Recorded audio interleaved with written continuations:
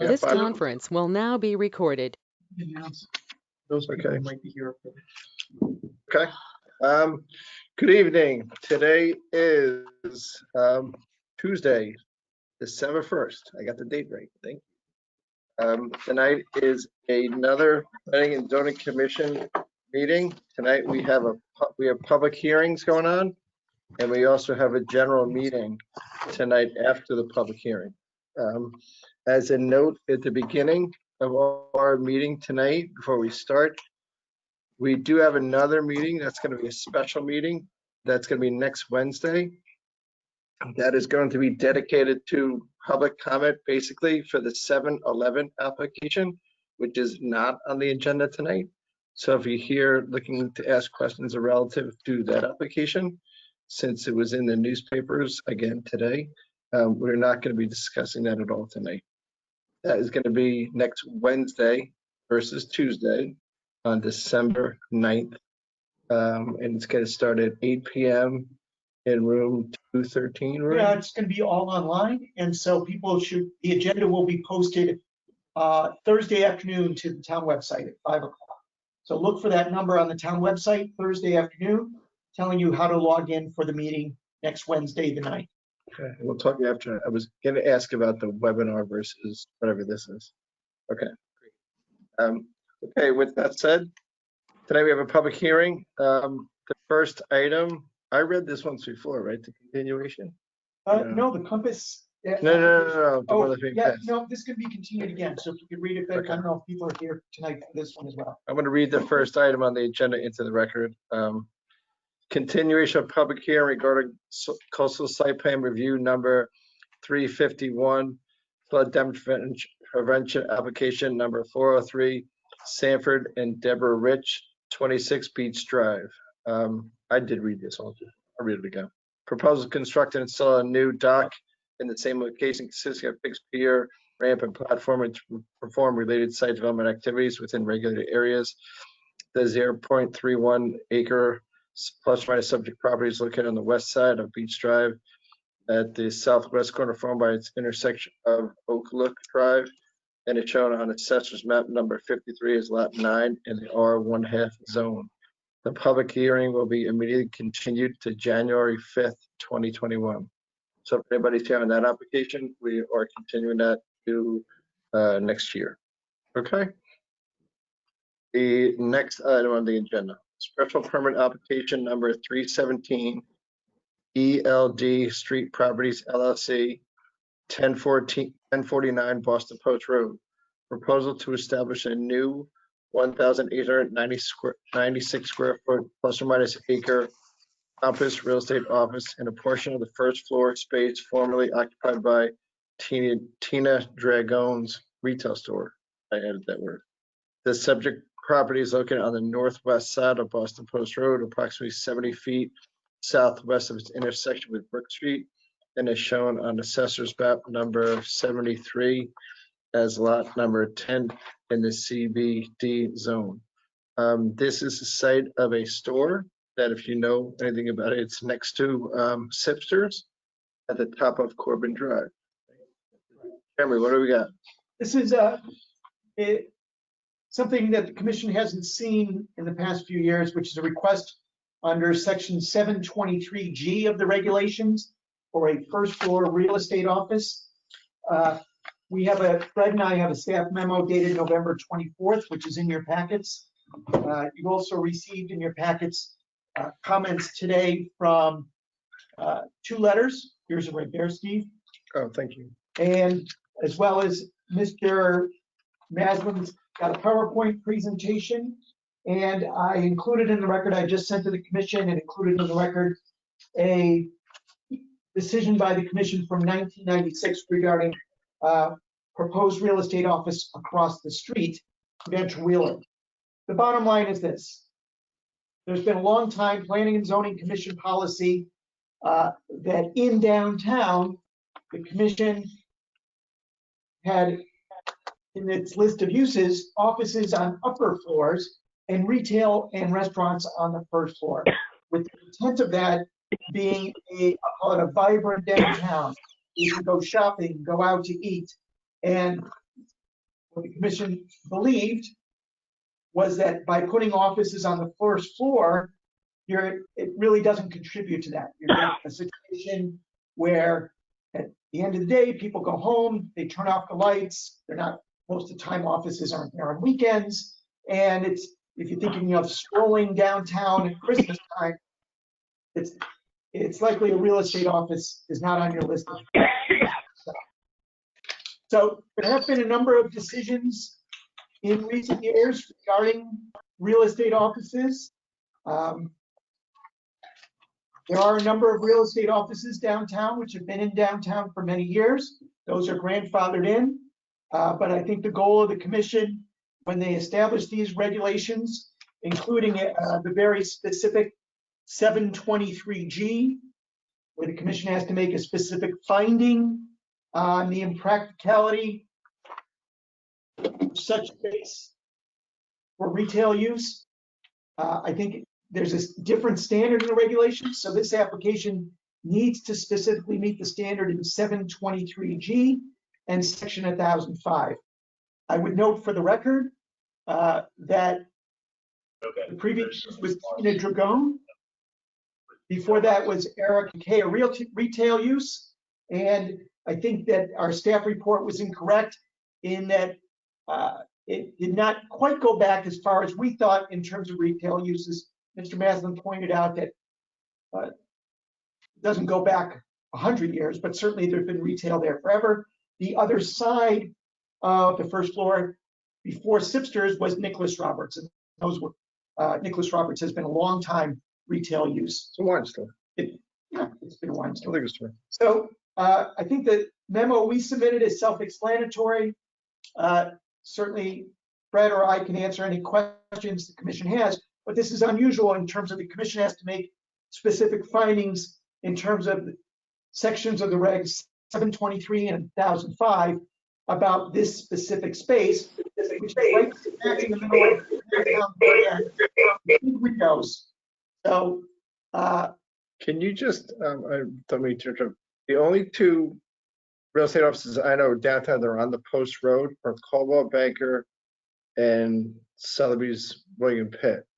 Right, William Pitt is at 1057 Post Road. Or that's set at the house set back off the street, right? Correct. And Caldwell Banker is at 893 Post Road. William Ravis is also downtown, 22 Oakings Highway South. But that's not on the Post Road. That's not on the Post Road. Okay. And then again, Post Road, when we're talking about Post Road, we're talking about Post Road downtown. Yes. For example, there's other real estate offices, but we're talking about the downtown standard for offices. Right, there's other real estate office on the Post Road, like David Hawes further down the street. Lapone, isn't he on the second floor? Yes. Al Filippone is, I think he's in the Dulcetti building at 975. Like above Dunkin' Donuts, right? Yeah, and he used to be above, I think, Panera Bread or the theater, one of those. And I'm sure Mr. Maslin has those names and addresses if there's any questions. But so it looks like Mr. Maslin is representing the applicant on this one. Bob Maslin, take it away, sir. Floor is yours. All right, you can see my screen? Yes, sir. Okay. For the record, Robert Maslin, I'm the attorney for the applicants. With me, as noted on the slide, are Andrew Gartrell, who's with Compass Real Estate. I know he's here. I saw his name pop up. Eric Glassband, who is the principal of the building owner, said he was going to be here. I don't know if he's been able to chime in yet. Also, Elizabeth Stribbing Kevlin, whose name I saw here, and she's also from Compass Real Estate, and she's the record broker for Compass here in Connecticut.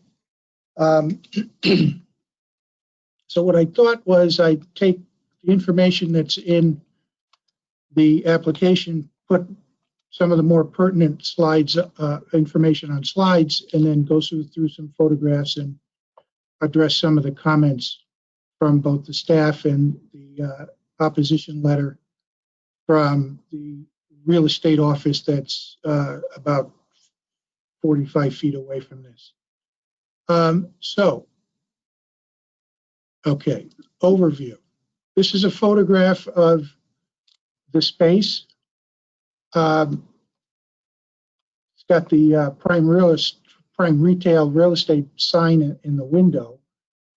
This is next door to Uncle's, which is on the right, off the picture. And as you'll see, it's got some other businesses nearby as well. This is the rear of the building. Then another picture of the rear of the building. These three cars and this doorway are on the side of the building that Sipster's is on, although this door provides access to both first floor spaces.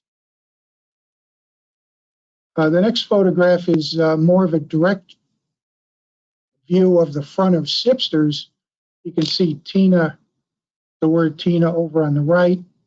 The main entrance to this space is in the center of the building, and off to the left here is a driveway, and then William Pitt Sotheby in this little house. Just turning a little bit to your left, still across the street, you got the Sotheby's building and Club Pilates, which I don't think is a retail use per se, and farther down this strip of storefronts along the old theater property.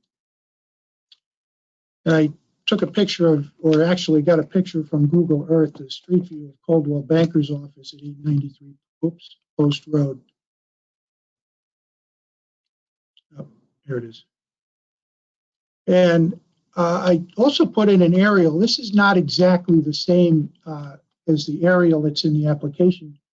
What I did was I ran a 300-foot radius from the site. The site is right here in the middle, outlined in kind of a teal color, to show what municipal parking is available over here behind Grove Street. The municipal parking here, there's plenty of street parking. And when this area over here is redeveloped as part of Corbin, that's all going to be realigned. I think we had a few spaces over there as well.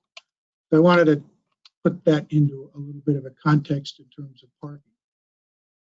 The spaces here, the floor area, the floor plan rather, front door toward the center of the building, and you would be walking into a reception area, some workstations here, typical office stuff, quote room, restroom, pantry, manager's office over here, and then the rear door back to the parking area in the back, which is, because of the way it looks, it's probably just going to be more of a employee entrance and exit for now.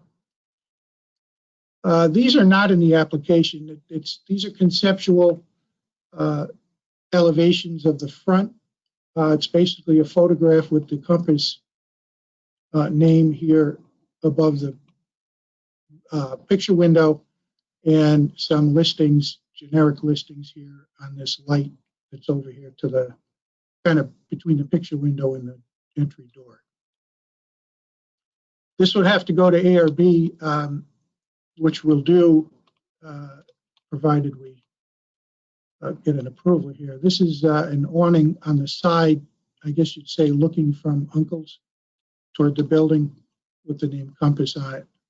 Again, that's going to be subject to ARB approval. So the zoning issues are, we're proposing to move Compass into space formerly occupied by the Tina Dragone store. This is allowed by special permit. It's not prohibited. It's special permit, provided you make the findings. And those findings are under 723G, the use of retail, or the retail and commercial sales use is impractical, undesirable, and or inconsistent with the standards of 1005H. And next is 1005H, and it talks about parking, character, surrounding uses, convenience of pedestrian access, location in the CBD, etc. And we'll go through these as we move along here. So in terms of retail space, the space has been occupied by small clothing boutiques, now 2 different ones. They have not succeeded in the 10 years that I can account for. The last 5 years was Tina Dragone, and previous to that was Erica Kay. Same landlord when Erica Kay left, and Erica Kay left because they just weren't making it. That store was losing money, and they decided not to stay, and they vacated at the end of their lease. Tina Dragone was, I think, even worse because the landlord tells me that there was a lease that was to end in October of this year. It had a 1-year period for exercising an extension, but even before October of 19, during 2018, the tenant expressed a desire to vacate the space because it wasn't productive. The business was losing money. The landlord listed it to try to help the tenant find a suitable replacement to mitigate the losses. But the listing did not produce any significant interest from potential retail. There's a typo there, it's retail tenants. And that listing was in for, I believe, 6 to 9 months. In October of 19, when the tenant obviously did not exercise the right to renew, the landlord listed it again, and it remained on the market from October, almost a year, until September, when Compass came along and expressed an interest and brought us to where we are now. In March, the tenant, which had already been failing, vacated the space when COVID hit and pretty much shut down many small businesses here and elsewhere. But the reality is that the listing did not produce any significant interest in the space, whether retail or otherwise, again, until Compass came along in September of 2020. So of a total of about 18 months being listed, people would come in, kick the tires, but no serious interest in the property. And there are really 2 things now that are really becoming an issue, and that is COVID. And who knows what's going to happen with small businesses if and when the life gets back to some normalcy. And the other is Corbin's right around the corner. So it's going to be extremely difficult to have a new retail tenant come in and open up shop when the street's going to be shut down for an extended period while Corbin is being developed. But the inability to lease the space to a retail tenant for 18 months demonstrates that in the current market, retail is just not practical, and it's not desirable to tenants, at least. It's certainly not desirable for this landlord who's ended up with vacant space. The special permit considerations are, number 1, parking. There are off-street parking spaces and municipal parking spaces that are available to this, whether it's a retail space or a real estate office. The character of the surrounding uses is consistent. I don't know how you can say that it's not consistent with a real estate office that's 2 doors down at 1057 Post Road. There are no significant changes to the facade except for the awning and Compass name. Other than that, it's the same building, so there's really no change in terms of character of the building or whether it fits in the neighborhood. Location within the CBD, again, steps away from the next real estate office, easily accessible for pedestrians and patrons of neighboring businesses. And in a couple of minutes, when I'm through with my overview here, I'll have Elizabeth talk about, from the company's perspective, why they really want this space and why they think it's a good move for them and for the town and the neighborhood. Neighboring coffee shops and other businesses provide opportunities for client meetings, which is something that people do more and more now with Wi-Fi in these places, and an ability to sit down and open up a laptop and go over listings and other information. Residential real estate offices do have a retail component, and the retail component is storefront displays, people walking by. One of the attractive things about having a real estate office in a commercial district with stores like this, especially eating places, is that when people come to meet with the brokers from out of town, they get a first-hand look at what Darien is all about downtown. You're not off in some office building someplace where you don't really get a sense for what's really the downtown area. And this is going to be especially true when Corbin is built. And the town plan of conservation and development, I have a couple of slides on that. And I'll go right to the section 8 or article 8, I guess, part 8, maintain and enhance downtown. This is an interesting thing about downtown. I've highlighted the language here, and let me see if I can make it easier if it'll work. Oh, here we are.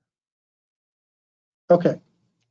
The highlighted language recognizes that this concept of resilient adaptation. As a result, the downtown has resiliently adapted over time to changing needs of the community and its residents. In addition, residents have expressed a willingness to consider more uses and intensity, provided it results in an attractive pedestrian-friendly environment that's attractive and desirable. And so there now is a policy of encouraging resilient adaptation. This is in stark contrast with the previous town plans that have been much stricter on downtown development and the strong policy that's mentioned in the staff memo about focusing almost exclusively on retail or commercial sales and services on the first floor. And I've taken the staff memo and tried to respond here. And of course, the first thing I do is a typo. Jeremy says the entire first floor has been utilized as retail space. There's two main points here. There's some interesting trivia. This was the site of a cinematographic research type business that was under contract with the Navy during World War II. The ZBA treated it as manufacturing, although it was more research, and allowed it to continue for the remainder of the war and for 3 months after. I mentioned that because it's kind of an interesting history to this building. But the other two businesses that are mentioned here failed in this place. Erica K left because it was losing money, and Dragone didn't last till the end of the lease because it was losing money, and had to just vacate. And the attempts to lease, as I mentioned earlier, have failed for 18 months.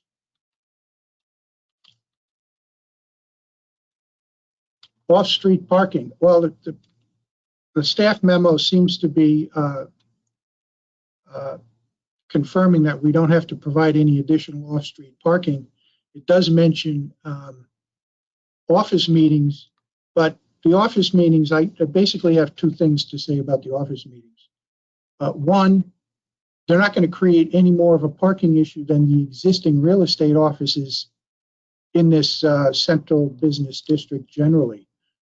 In addition, though, nowadays, many agents attend these buildings or these meetings by the virtual method, the way we're doing these hearings. So you don't need people coming to the office as much as in the old days.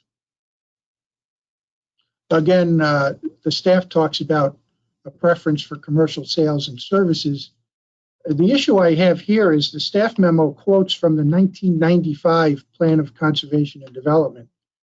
There have been two renditions of the Plan of Conservation and Development since 1995, and neither of them contains this language that seems to be much stronger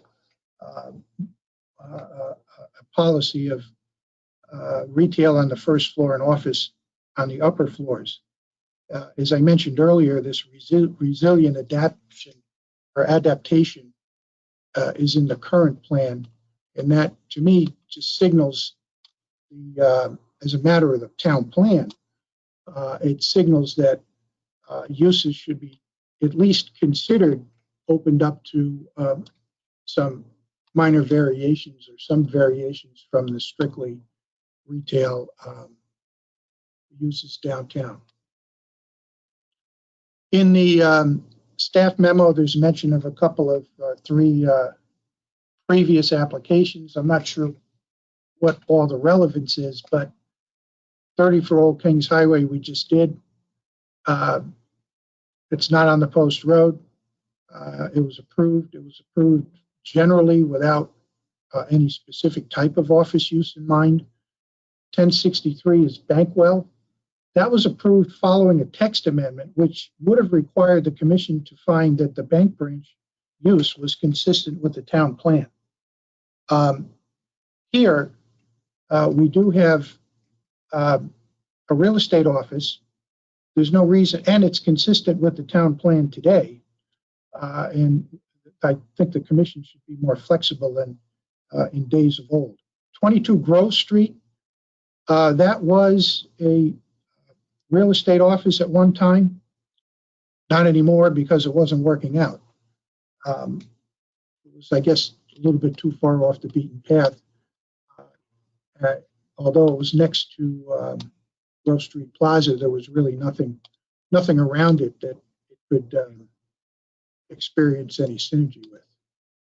All right, before I get to the response to the opposition, a letter from William Pitt, I thought it would be a good time for Elizabeth to talk about Compass and her connections with the area here and why Compass wants to go into this space and why it's good for the town. Fred, can you, Elizabeth, can you turn your? I think I'm on camera and unmuted. Oh, you're on? Oh, Thank good. you. I'm here. So thank you so much for your time tonight. I think that it's very, we are so excited to be here in Darien and continue to grow in Darien. I think it's important. Many people think that when agents sell real estate, once the sale of the home or the lease of the home is done, that is our job. But in reality, what we are doing is helping to create community, ingratiating people into the community, and trying to be the first. For many times, we are the first point of access.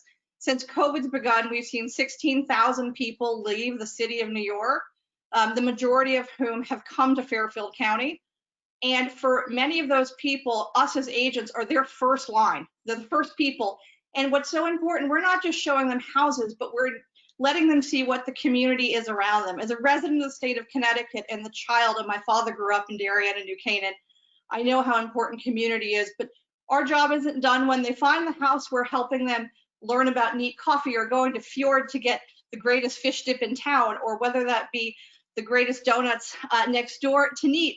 So what's so important is that we feel that if we are part of the community, down with the rest of the community, we will not only help people discover what an incredible town that Darien is, but they will also discover the incredible retail around us, what the area has to offer, and we'll continue to help them and help the town. And we see ourselves here for a very, very, very long time. And we believe that being a part of the Post Road will only help us introduce new people and continue to have the area grow.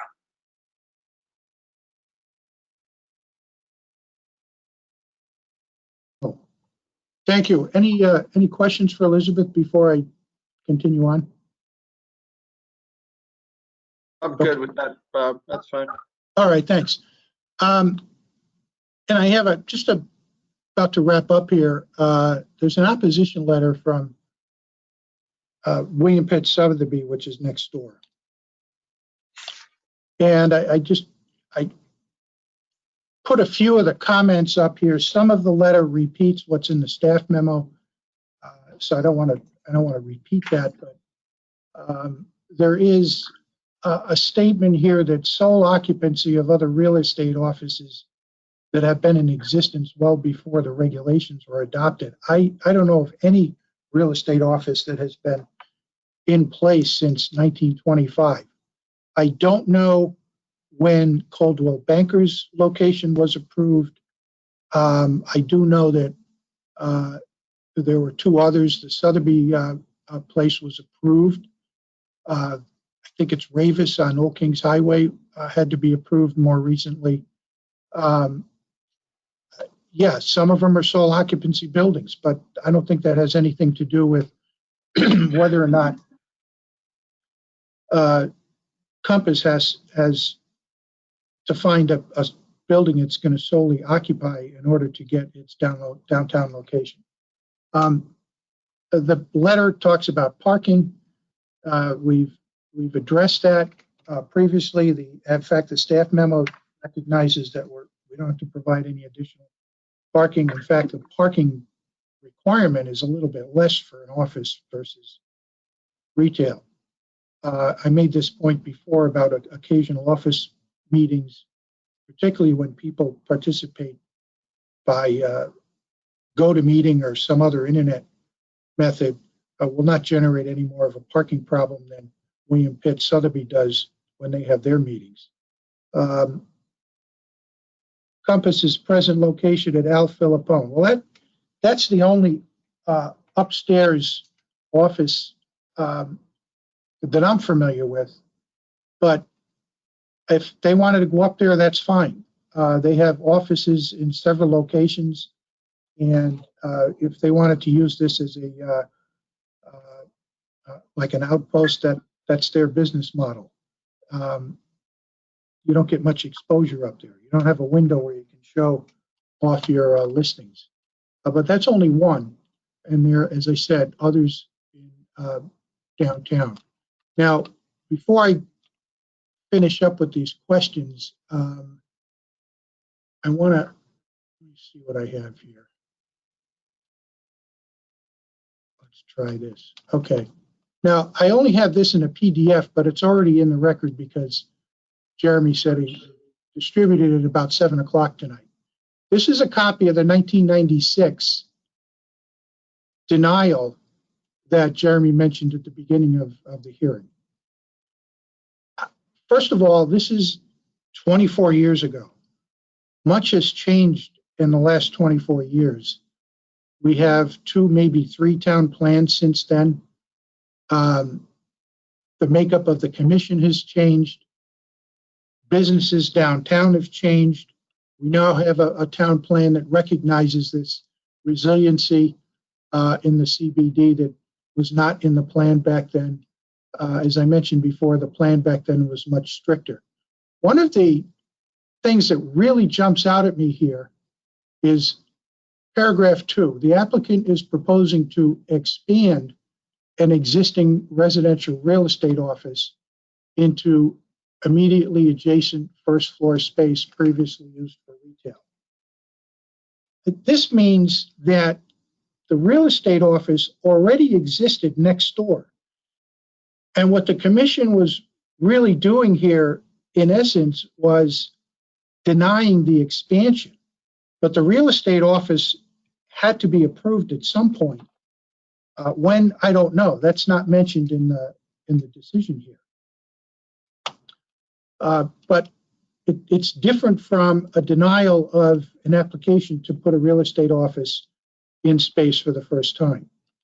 One way to look at this is perhaps the commission was thinking, well, you already have your office, you don't need to expand it, and would rather have a separate retail use in the space next to you, which is a different analysis altogether. Paragraph 6 cites the 1995 town plan, which is the same concept that is mentioned in the staff memo. But as I mentioned already, this language hasn't existed in the town plan in 2 versions, and it's not in the current version. And paragraph 7 makes a statement here that is just not true today.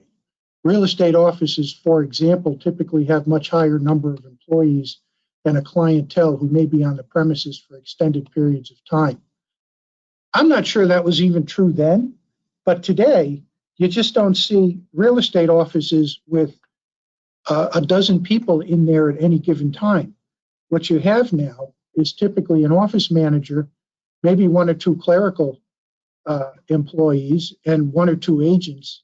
But most of the agents work out of their houses and their cars and on the internet, and they go to the office to basically for walk-ins, to take care of marketing materials, and to meet clients, and then go over and sit down at Cafe Nero or someplace and do their business. So I just don't think this 1996 denial is applicable here at all. And that's really all that I had in terms of a response to this. Since I only got it at 7 o'clock, I don't know what else is in the research, and I don't know when or what the circumstances were when Prudential, which, let's see, it was either Prudential or Merrill Lynch. I'm not sure which one this would have been back in 1990 or so when the 2 companies merged. But just to kind of wrap up, I think we've covered all the bases here. The one thing I didn't mention is the email from Sipsters, which basically expresses a preference for retail next door. But that's it. It happens to have a copy of the William Pitt letter attached to the email, but I don't see this as a strong opposition. It's just expressing a preference. And as I mentioned before, the landlord's been experiencing the inability to identify and secure a retail tenant for an 18-month period. So that's what I have. If anybody has any questions for me or Elizabeth, or Mr. Gartrell is also on here someplace, we're happy to answer any questions. Great, thank you, Bob. Appreciate it. I got a couple initial questions. Maybe some of the other commissioners could have questions too, but let me just start off with a couple quick items. I think you just said that there's not a lot of agents that are going to be in the office. I'm just looking at your floor plan. There's 2 conference rooms. There's looks like 10 workspaces, and then a manager's office.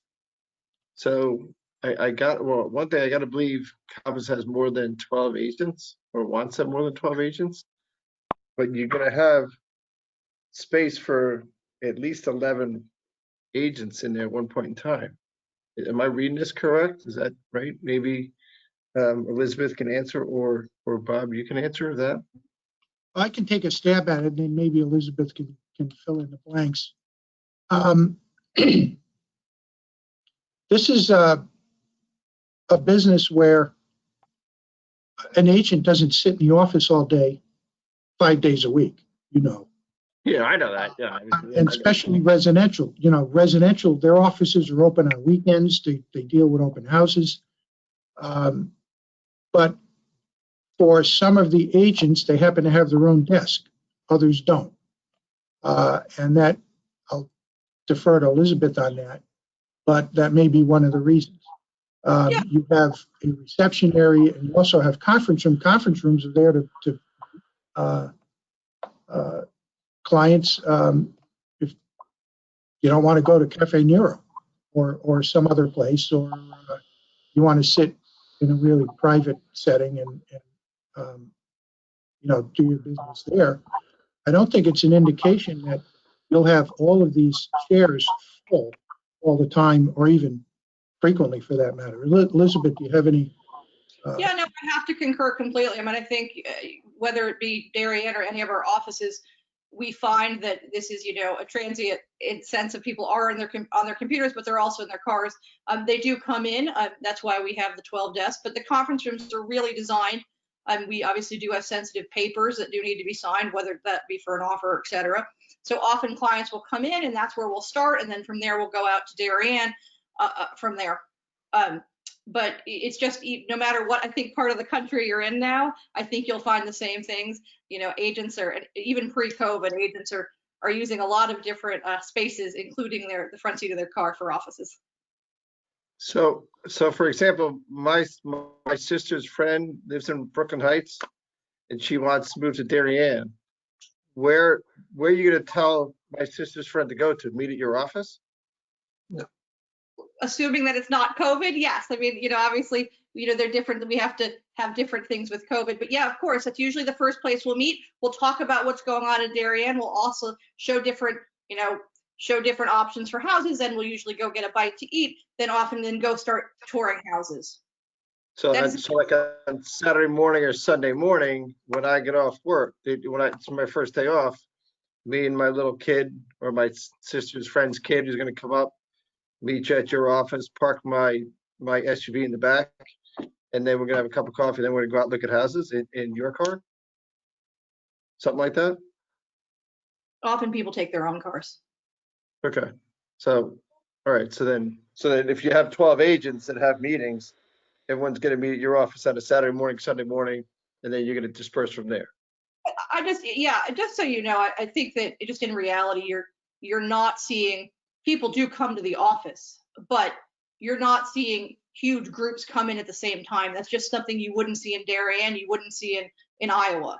I'm a real estate broker myself. I work in commercial. Trust me, I'm out in the field. We have realtors on our commission. It's in real estate. When I looked at I always met at the person's office. Then we went out for a tour. Thank you. And the other question, Bob, that I had is we talk about, no one was interested in the property for, 18 months or whatnot. I did see this listing way back when. I think it was probably about a year ago in my office when it was on the market for lease, and you could see the sign on it. The question that I have is, there's no serious interest in, but at what rent? If I want to list my house for $2 million, trust me, no one's going to buy it and look at it. So there's no serious interest in my house at that price. So, is it a rent where they stretched? Is it a below market rent? There's a market for everything. That's just a statement that it drives me, I don't like the statements like that because there's a factor there of what's the price. I don't. Hey, Bob, I can speak to that. This is Eric Glassman, owner of the property. Can you guys hear me? Sure can, Eric. Thank you. Hey, guys. How you doing? So when we did our analysis, we're listed for lease below market rent. When I say there has been, it's advertised below market rent. That was the analysis that we did. We can get into the numbers for sure if you'd like. But the rent was not on the listing sheet that I saw. Okay. I'm happy to provide that to you.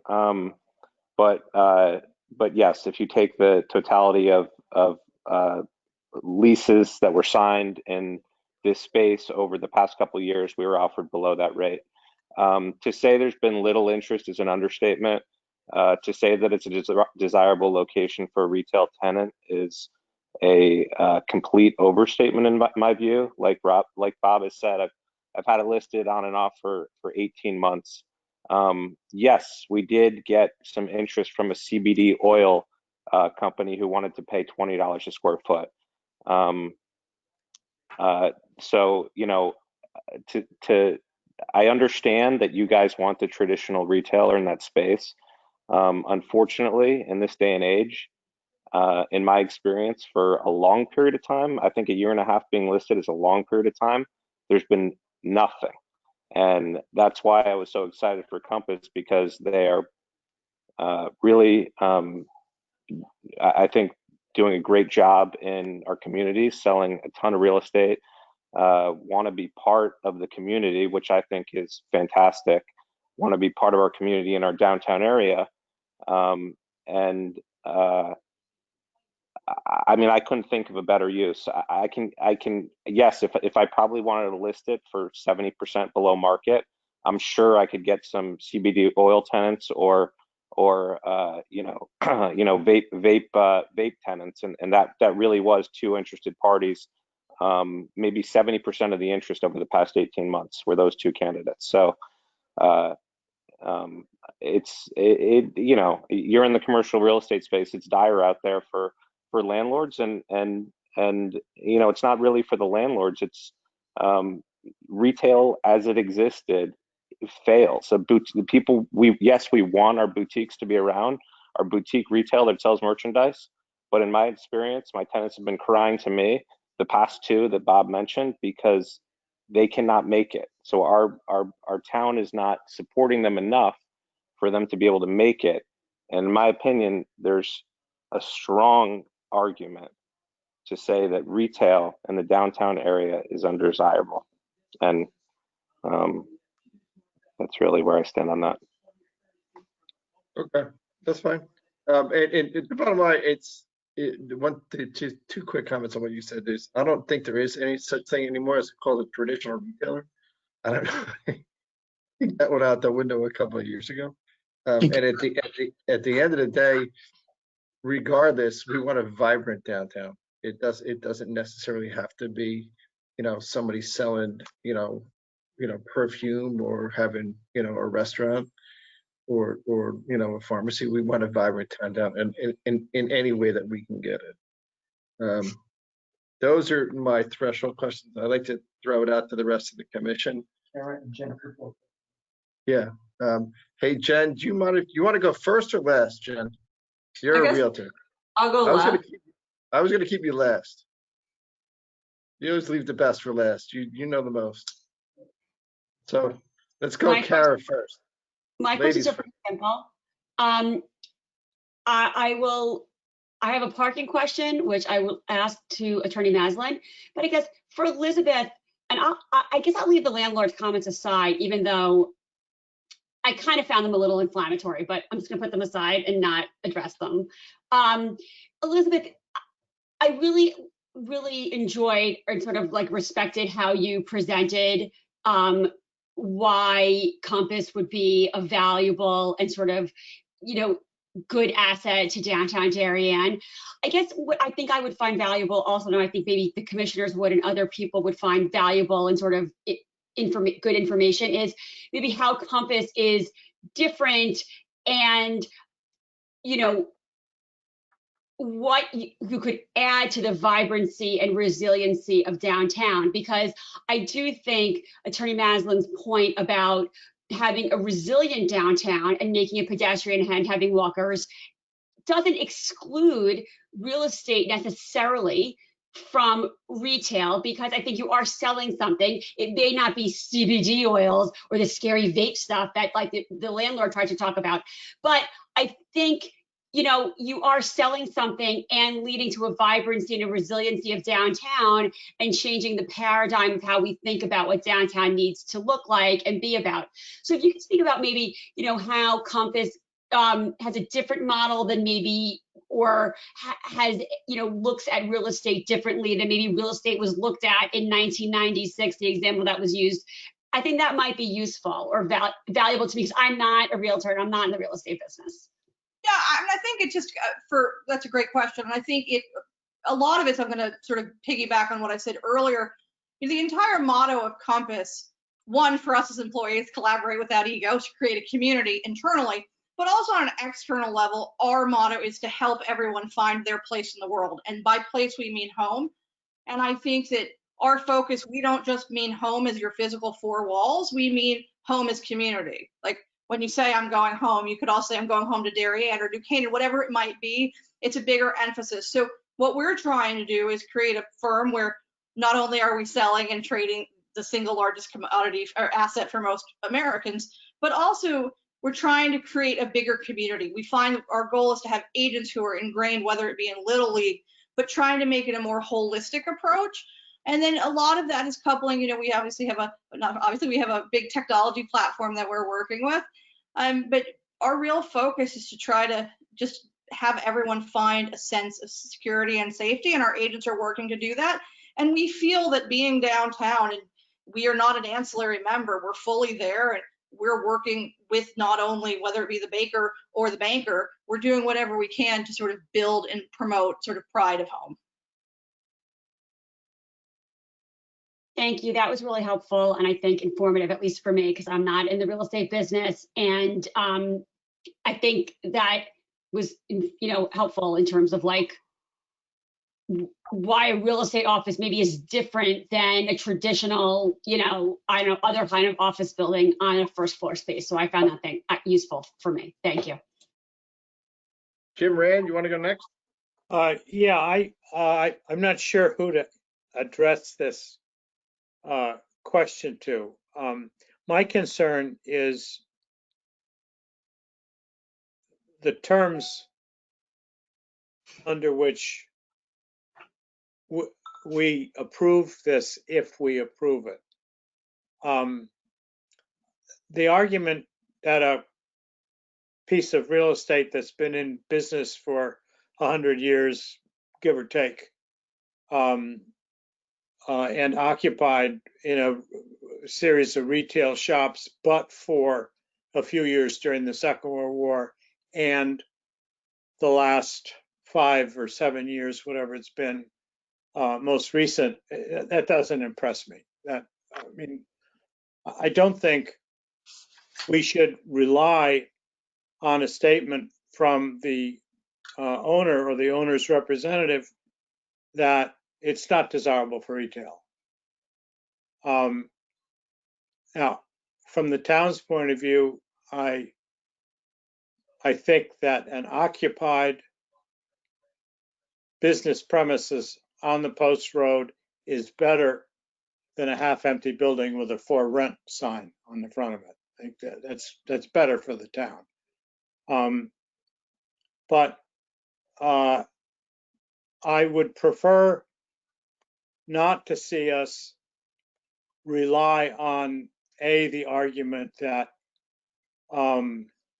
it's not suitable for retail. That we're going to have that argument again and again and again if we set a precedent that the desirability of a property for its intended or preferred use. That's just a rat hole we're going to go down. We'll never get out of it. The second concern I have is about the parking. I'd rather see us look into or understand what the requirements for parking are and whether this intended use can accommodate those requirements rather than simply, and I don't mean to be critical of staff, but it seems to me we're blown by that. And again, I don't want to see us put in a position where we've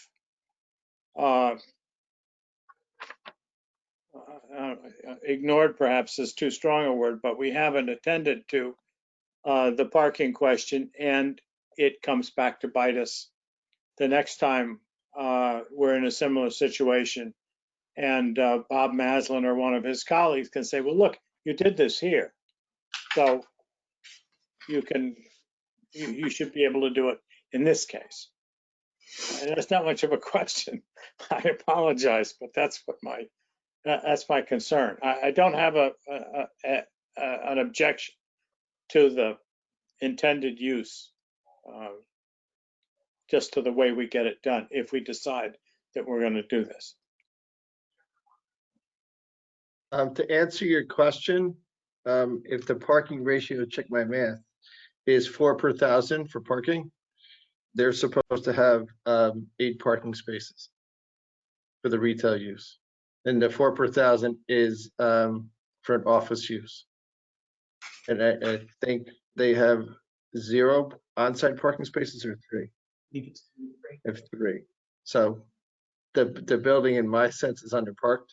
The way I look at it on Saturdays and Sundays, if you have 12 chairs, Elizabeth, I get it. The realtors are not in the office every day. I 100% get it. I don't disagree with that at all. I think there's more than 12 people that work for Compass. I don't know, but if it's your only Darien office, but if you have 12 chairs, and then every agent has someone come visit them on a weekend, that's either 12 or 18 other people. So you could technically have 36 people and maybe 20 cars. If there's 10 agents there and everyone brings a car, and I would leave my car if I'm from Brooklyn and I know nothing about Darien or New Canaan. Trust me, I would park in the back, leave my car there, and then go out and jump in with Liz and have her take me down versus me driving and following her. But I don't know how it works. You may not have a car. You're taking the train out. But you're right. All the cars in my neighborhood got yellow plates because everyone's from New York. Everyone moved in town. Thank you, Jim. I tried to answer your parking question, so we didn't pass over it. Steve? But you are in a municipal zone, and there is municipal parking there. That's what Bob's 300 radius view was of the parking. Actually, Steve, can you clarify for me the municipal parking? Is that just like anybody can park there all the time? Because I feel like some of that parking, we've already had a million, not a million, but like a lot of meetings where there's been conflict and sort of like issues about shared parking agreements and whose parking it is and municipal parking and well that's permit parking and well COVID no one's commuting anymore, but it may happen again. So where, I know I saw his diagram, but does municipal parking mean that retail businesses don't have to abide by the parking regulations because there's municipal parking available? I want to answer it first, and then I'll let Jeremy answer it. If you remember when we did Kennedy's Barber Shop, that is now going to be a liquor store. There was a big parking, whatnot. They did have on-site parking space. I think it was like 11 or 9, something like that. And the movie theater? The movie theater was where we were. Yeah, no, we had issues, but Jeremy, you want to answer the question relative to the other parking? Sure. In this case, there is on-street parking on Boston Post Road, both sides. That's 1 hour parking. So in certain cases, people might park on the street, and that would be fine for 1 hour. Let's say you go in to meet the broker, you go back out to your car, and then you drive around. There is longer term parking in terms of the Grove Street lot, which is, I'll call it to the right of the melting pot. That's the Grove Street lot, which is longer term than 1 hour. You could also park at the train station on weekends and at nights for as long as you wish. No charge on nights and weekends. But you could not park in say, the sports shop lot because that's a private lot. Great. So but go ahead, Steve. No, I was just gonna say on weekends when, in my novice opinion, most real estate offices are mostly active on weekends. The train station parking opens up, because there's no commuters there. The train station parking lot now is marked for commuters during the week. On weekends, it's open. Who's parked at the train station? Just park your car at the train station and then walk over to my office. That's funny for now, but like, I mean, not forever. Like, we have to anticipate that there are people who are going back to the city. Right, exactly. Larry, you want to go up next? Any questions, sir? I don't know if I have a question, but I just want to put something out there. Maybe I'll ask Jeremy more of a history question, which is, do you have any idea why real estate companies weren't included originally in the types of businesses we want downtown? Because every community I've ever visited, when I go walking downtown, one of my favorite things to do is to stop and look in the window of the real estate office and look at what the houses are going for in that area. I've done that in every town I've ever gone to a hockey game in. Any kind, you go, you're playing soccer in Ridgefield, you do that in downtown Ridgefield, and you go, man, if I don't, what my house would buy here, or, so just things like that. So what is the history that says a real estate agent on street level showing all the available houses to anyone who's visiting the town, maybe in the train? Someone comes to Darien to visit and they're just walking downtown. They say, hey, I like this town. Man, I wonder what houses go for in this area. They stop at the real estate agent. There's listings in the window. Do that in Rowayton in 3 or 4 different spots, I think. Like, why wouldn't we have that? Why would we have worked to prevent that kind of activity? As I said, Larry, again, the perception in, I'll call it the late 90s, and especially in the mid 2000s, Darien Revitalization Inc. At the time was very active in trying to promote downtown over and above the Chamber of Commerce, and trying to get people to think about a more vibrant downtown. And they were very adamant about more activity, more retail, more restaurants, more things going on, not only the day, nights, weekends, for people of all ages. I think that DRI played a big role. Debbie Parnan, Wilder Gleason was part of that. There were a number of people promoting downtown and trying to, I'll call it, tweak the uses to promote and encourage certain uses. And I think office uses generally, whether it be a real estate office or a Merrill Lynch office or an appraiser's office, insurance office would be something where someone's just sitting there. And as I said earlier, I know in a previous job, I worked in a downtown and literally it was just offices. So at 5 o'clock, downtown was barren. My boss used to say you could see the tumbleweeds floating down the street because everyone left. There was no other things there to see or do or activity. And on weekends, that area of town was desolate because it was just offices. Well, so you're almost making my point, because people go house hunting on the weekends. They're at their job Monday But I think Friday. isn't real estate kind of a little different than another kind of office building, right? Like I never look in the window of an insurance company to see if there's a good policy for me. yeah. But I think Elizabeth said it really great, right? They're trying to help people. I'm not just promoting Compass. I have no connection with Compass. I don't know anything about Compass really until she just explained. I see a few signs recently, but real estate, at least residential, is a little different to me and is almost retail-esque, right? Because they're selling something, and they're not only selling homes, they're selling the town and the community and the lifestyle. So I think I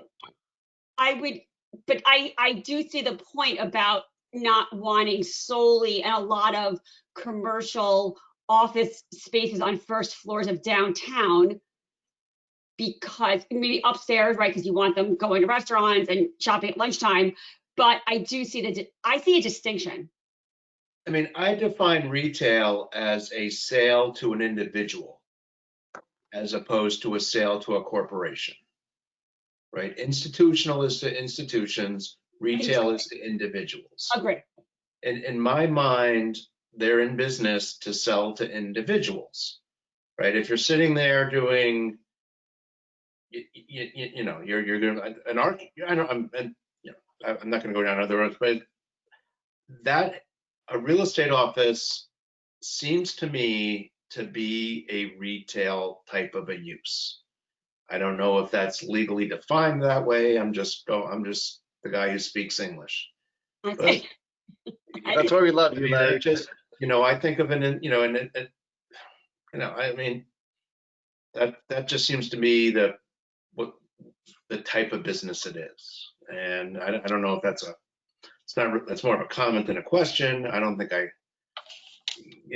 All that said, I think parking is always going to be something we need to figure out, guys. We've done that we've talked about that way too many times. But in terms of just the usage of the building, and I'll make one other comment too, which is, there wasn't even an internet in 1996. Okay. So the idea that retail shopping is not good, hasn't evolved or changed is something that, we're changing offices to apartments because of the way everything is changing, and people aren't even going into offices anymore. I think, to my fellow commissioners, we got to think, it's not the big that eats the little, it's the fast that eats the slow, and we want to be adroit in terms of how things are changing. So I guess those are just comments. And, I want to get those comments out there because I think there's going to be public comment back to us. And I'd like to get those thoughts out there so that anyone that might be coming back knows that's kind of what I'm thinking, and so they can build that into their comments. So, Thanks, Larry. George, yes, sir. Just to drill down a little on the parking issue. Will there be a plan to do something with the dumpsters that are currently behind the building so that there can in fact be some parking in the parking area? Mr. Maslin, I suspect, unless somebody else wants to.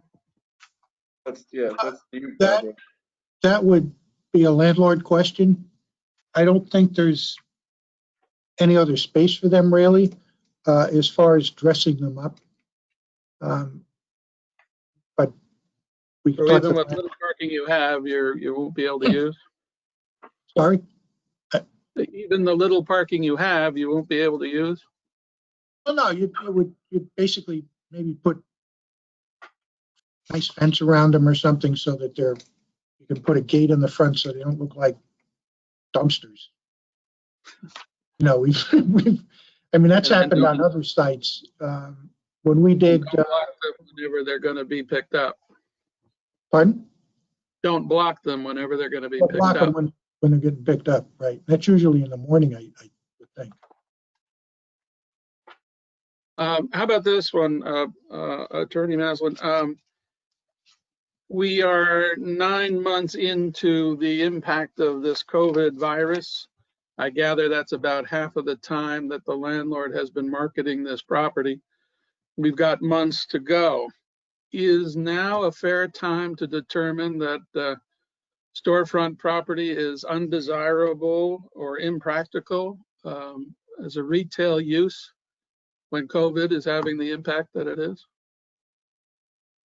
Well, we had 2 retail tenants fail at this space.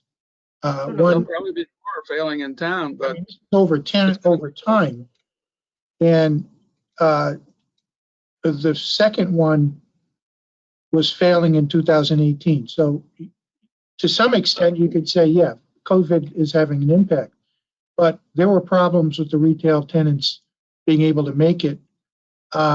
Maybe the way the landlord put it before, that the town doesn't support them. I think it's more a function of demand not being there, not that anybody in the town would not support a local business. I think the town in Darien is great at that.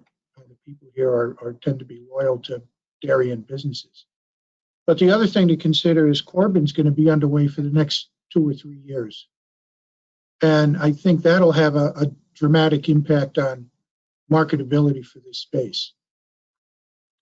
Can that make this more marketable? Because they're going to be ousting a number of retail tenants there. Well, the space itself becomes, I don't think it's very desirable at all for a business to move in there and start up and try to develop a customer base. Why? Well, I You wouldn't got a say major that. construction job, and the streets closing, right in front of you. David Genovese just opened up 2 stores I'll last give you- weekend. I'm sorry? There's people, I think that George, sorry, George. No, that's fine. If Bob's finished, that's fine. I just as an example, and I kind of lived through this back around the late 70s.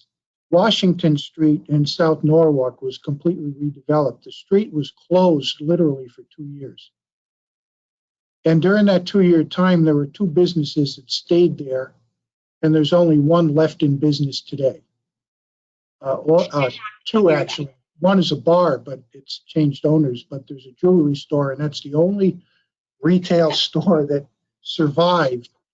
All the other ones moved out, couldn't get established at another location, and by the time What did that do with the ready to parking reoccupy meter?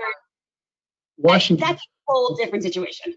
Yeah, that's not a good. Agreed, but Whole somebody, different, like, but the question is whether or not, it's desirable to go into a retail space when you know you're going to have 2 to 3 years of a major construction project going on across the street. And it's that interruption that's not your in, presentation, though. Yeah, Sorry? I don't think That that's was relevant. I'm gonna let you go I thought it next. was because retail just fails there, like it has for the last how many years? I didn't Well, hear all. You're changing your premise, and it's That's okay. Well, anything else, George? Go ahead. I'm sorry. yeah, George. if I could quickly, I am curious about the distinction of this property with the Coldwell Banker property. How does it exist on, storefront, and this one has a problem? Maybe Jeremy can handle that one. Sure, George. You know, it's You're funny. muted. You're muted. You're muted. Oh, it's okay. I'll get to Oh, it. no, you can't. You can hear. You're fine. I agree with Bob that similar to Bob, I don't have an P&Z approval that I can point to. So neither Bob nor I was able to find the approval for Caldwell Banker. I'm not quite sure how long they've been in that 895 Boston Post Road space.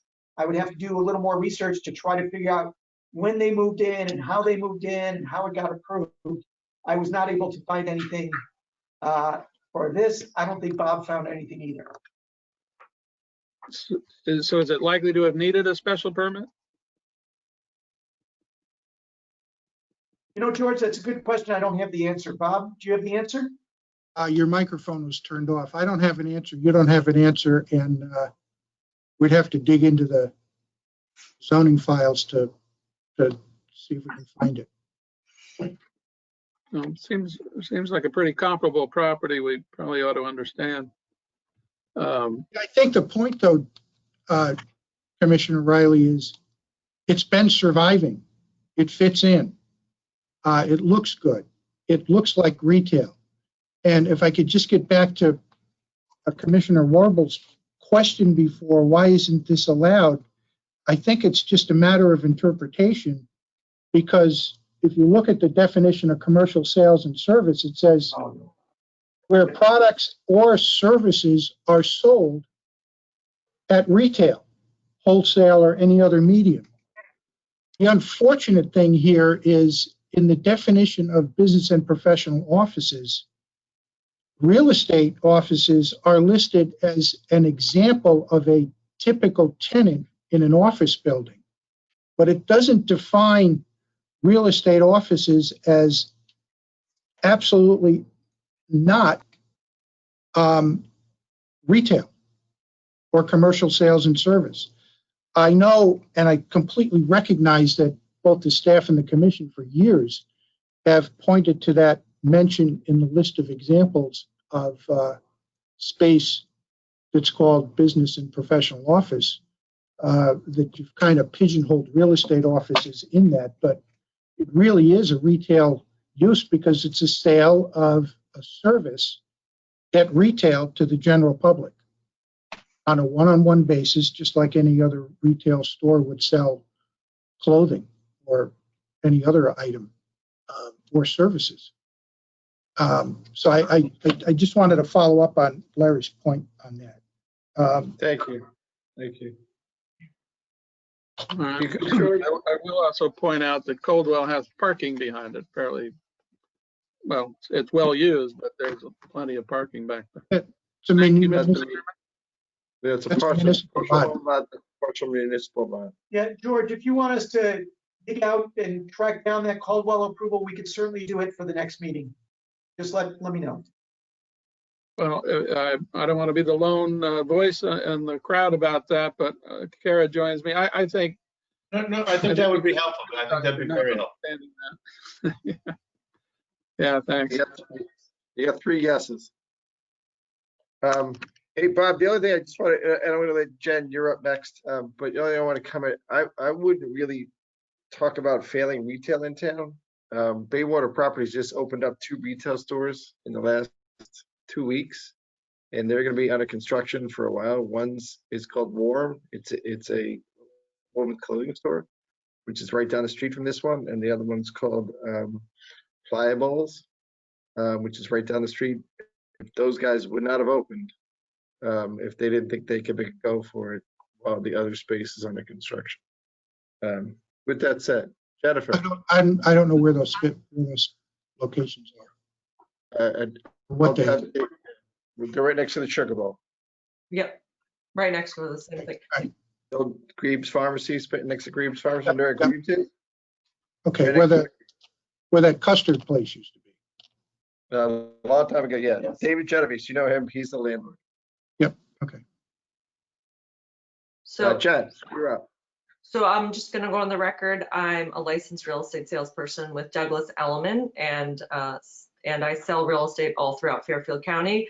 I'm pretty successful, so I have a good idea of what it's like to work with clients in Darien and throughout Fairfield County because I have them in each town. So I bring that perspective. I think we obviously are selling something. We're selling homes that are not in the location of the office, but it is a sales, it's a sales. I can see a case for that. My issue isn't with that so much. It's with parking. If there was parking, I would feel probably different about this application. My issue is I know what's in a real estate office, and I know it's not necessarily that there's a lot of people, but in my team, so I run a team of 6, and in my office at any given time is usually 1 team member. So if you're doing a significant book of business, you probably have your own admin there doing business on top of the admins that work for the company. And I believe for Compass, it's similar to Element because we're both a similar type of company. So we have our marketing person in-house, we have an admin in-house. We often have a third person, whether they're in marketing or they're running like a regional or a second desk person. Now with COVID, that's been a little bit condensed. And then you have an office manager. So there's usually 4 staff, 3 to 4 staff people. In this office, it looks like it might be smaller, but it's probably like, I just know that they're filtering through. If you're doing listing, if you're a listing agent, you're putting a presentation with marketing. A lot of that stuff is done now virtually, so you don't have to be in line. But let's say I'm picking up a listing packet because that's produced by my marketing person in-house. I'm picking it up with them and I know they're going to be there. When I'm meeting clients, I don't meet with clients often in the office. I'm probably more out of the office than most agents, but that's not to say that in my team I have more old school, more new school, so we sort of like run the gamut. So in this, like we will be in a conference room, 1 time a week, and there's certainly other agents in my office, and of these 10 seats, if my team's holding 1 or 2, right, and there's probably 1 or 2 other people, like you're looking at, I don't know how you could look at less than 5 or 6 spots being filled with agents or staff at any given time. And this has 3, so you're probably putting your like regular staff people in there because that would make sense for them to know they have a spot to stay in. But like we have a parking problem that came up with the sports shop and with Kennedy, right? Where we've talked about what are we doing with parking? Are we looking in a long-term view? Are we looking short-term and we keeping doing approvals and saying it'll be fine, but in reality, it's not really fine. And if you're having a client come, or let's say I met a friend at Cafe Nero and guess where they parked? The sports shop parking lot. Now they shouldn't park there, but they parked there because there wasn't any parking available on the post road.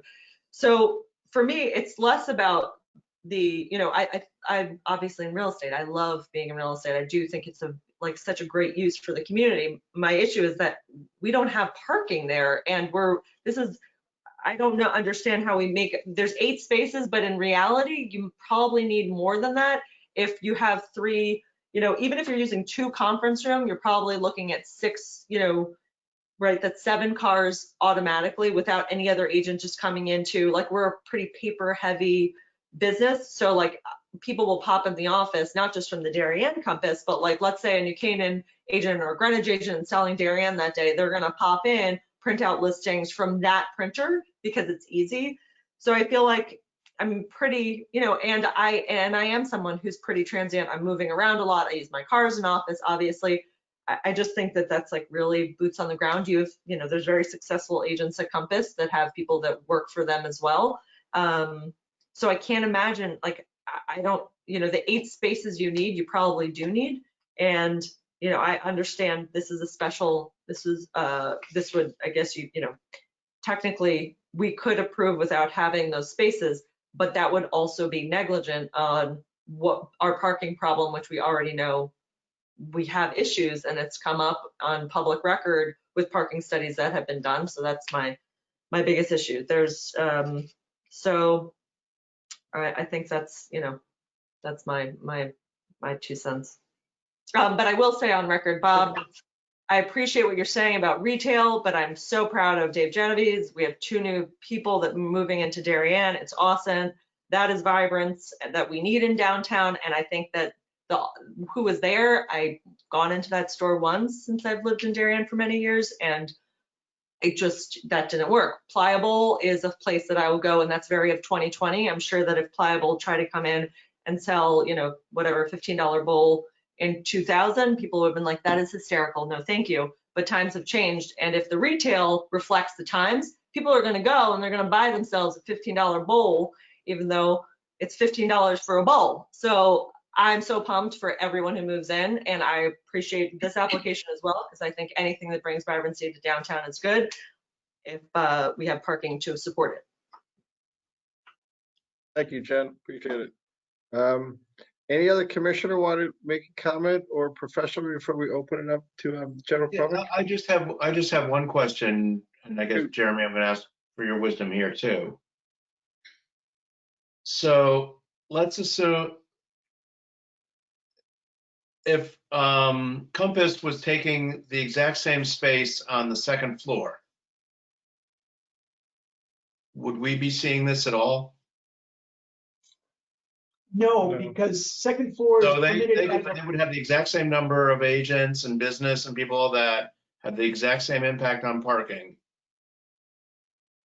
But it's only because we're on the 1st floor that we get to judge the parking and all that? Right. Right now, as you can see from the picture Bob submitted earlier, there's a little stairway right there that leads up to the 2nd floor, which Right. traditionally has been, I'll call it small office uses, but there's always been office, when I say always, as far as I know, the past 30 years, offices on that 2nd floor. So there are other tenants in the building. So yes, they would be allowed to move upstairs as of right. And you're correct that the parking in the back has to support not only SIPsters, whoever's in the Tina Dragone space, but it also has to support the upstairs offices. You're correct, Larry. Yeah, you're right. But if they lease it 1,100 square feet, if they lease 1,100 square feet on the 2nd floor, or 1,900 square feet on the 2nd floor, at the same parking issue, same number of chairs, we wouldn't see the application. Right. Yeah. That's so. That's a good point, Larry. That's Yeah. a problem.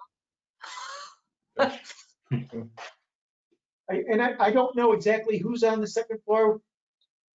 You'd have to ask the landlord or Mr. Maslin, who's. Well, no, I mean, I don't think I was raising it as a problem as much as I was raising it as a Process. fairness issue. It's 1st floor, otherwise it's Right. Process, not problem there, but problem is the process. Like our process is, Yeah. there's a flaw in the system, right? Because we were parking, like, I don't, Yeah. You nailed it, Larry. So, He usually does. All right, I think that's it. Bob, you good? I'm going to open up to the public and if there are any questions, Bob. Would you mind if I just touched on a couple of these points and then Yeah, if you make it quick, we're already on this for an hour and a half. I wanted, there's a lot of people waiting. Okay, on the parking, just to clarify, retail is 1 space per 200. I think, Steve, you said 4 per 1,000. It's actually 5. But with the real estate office here, it's only 4. So it's an actual reduction in the requirement. So because it's already a grandfathered situation, we don't have to provide any additional parking. And whether it's a real estate office or somebody selling widgets or whatever out of this store, you have the same problem anyway, especially around the holidays. Parking tends to be more of a problem. And the last point I just want to make is a little bit of a fine point. If you go to Cafe Nero, you're allowed to park in the theater parking lot because that's part of the joint parking. And that's one of the benefits of having parking shared among uses. Now, granted, it's, you park there to go to Cafe Nero and then kind of sneak over to the real estate office, but you still have the ability to park at the sports shop parking lot because it's part of the theater building and you're entitled to use that parking space because you're a customer. Wait, so are you, I'm so confused. Why are you, so I get that I said that Cafe Nero. Somebody said if you go to Cafe Nero, you can't park in the theater parking lot. I was confused. So were you mentioning Cafe Nero as like a loophole for parking? Because now I'm getting why, I was just confused why you kept mentioning Cafe Nero. Because if my real estate office is next door, I'm probably not meeting at Cafe Nero. I don't tend to take my clients to Cafe Nero if I'm going to, celebrate. But I get it. I mean, if your office is right there, especially. No, I just wanted to make the point because somebody, I don't remember who it was, but somebody said it. They went to Cafe Nero and should not have parked in the theater parking, and that's not true. Yeah, okay, that's fine. You're allowed to park there. That's the point I wanted to make. And yeah, parking is what parking is, but we're not making it any worse here. We're good. That's all I have for now. Thank you. Thank you. Appreciate that. Would anybody in the general public like to speak to this application? There's a woman with glasses and iPhone earplugs in. There she goes. Just turn on a microphone. Yeah, that's me. Hi, my name is Lindley. Can you hear me? I can hear you perfect. Just say your name and what you either live or do in town. Great. For the record. My name is Lindley Middleberg. I am the brokerage manager of William Pitt Sotheby's International Realty, which is at 1057 Post Road. I submitted the letter of opposition this morning, as well as the supporting email from Sipsters, which is also next door to us. Not to beat a dead parking horse to death, but as I stated in the letter, it is an issue. As somebody who has been in this space for close to 6 years, me personally, we have an issue now. My neighbor who works at the building next door where the bank well is located. He and I have had parking issues going on for the last 3 to 5 years. I have people parking in our lot, going to Neat, going to Melting Pot, coming around the front. It's something that has been a problem. I noticed that Mr. Maslin also kind of brought that point up in terms of other real estate offices in town. And as stated in the letter, Coldwell Banker does have a municipal lot behind it, which does allow for more parking. But if you'll notice, all of the other first floor tenants in town who are real estate businesses are, for the most part, standalone buildings with their own lots. So it does allow for, like Jennifer said, people to come in, they meet with their clients. Oftentimes, pre-COVID, you leave someone's car there. The point is you're selling them on the town, you're driving them around, you're giving them that vibrant downtown pardon me, experience. And, a couple of other things, just talking about the retail that has come in the last 2 months. We've had 3 actually retailers come in. There's Warm, Pliables, and then Bar Vita, who's on the other side of the train station, which has also started to open their business. And I think it should be noted that office space, or excuse me, that retail space where Bar Vita currently is, has been on the market since June of 2019. So that was obviously pre-COVID and was leased since COVID started. And lastly, I will address the elephant in the room. It's not a competition thing. I think we have all thrived in this market. We all work together, and I welcome that. But the part of what we do as real estate agents, and both Elizabeth can agree with me as well as Jennifer, is we sell people on the town, and having more retail and or restaurants or places where people are gathering that are dark at night is something I think that we've seen not only our clients who have vacated the city who are here now really get excited about, but those clients who are already here, the residents in town currently, I know since I've been in town, the excitement over David's project has been palpable in the office, not only with us as agents and residents, but also clients as well. So thank you very much. Thank you, Elizabeth. Elizabeth, right? Lindley. Lindley, I'm sorry. Sorry about that. Would anybody else like to speak to this application? I saw John Picaro, I see Mr. Travis. Anybody in the chat box? Fred? No one in the chat box. Wow. So no other person want to talk about the application? Okay. It's up to the commission if they want to leave the hearing open to gather more information, anything else, or they can close the hearing today. Yeah, that's the question, folks, is do we want to find that Caldwell Banker, that Caldwell Banker one? A lot of people give me a thumbs up before the Caldwell Banker approval. If we did that, we leave the hearing open. Do you want to say we can put it on December 9th, or is it get pumped to January 5th? It would be January 5th. So we either close the hearing tonight if there's no more public comment or no more discussion, or if we want that other document that Bob referenced, that George referenced, that Jen referenced, that George referenced, we'll find that other document from the Caldwell Banker space and then review it on the January 5th at 7:30 and then close it after that, potentially. I need a thumbs up. Yeah, I'd like to see that. I'd like to see the history of the 850. I mean, I think it's Okay. So George wants to leave it open.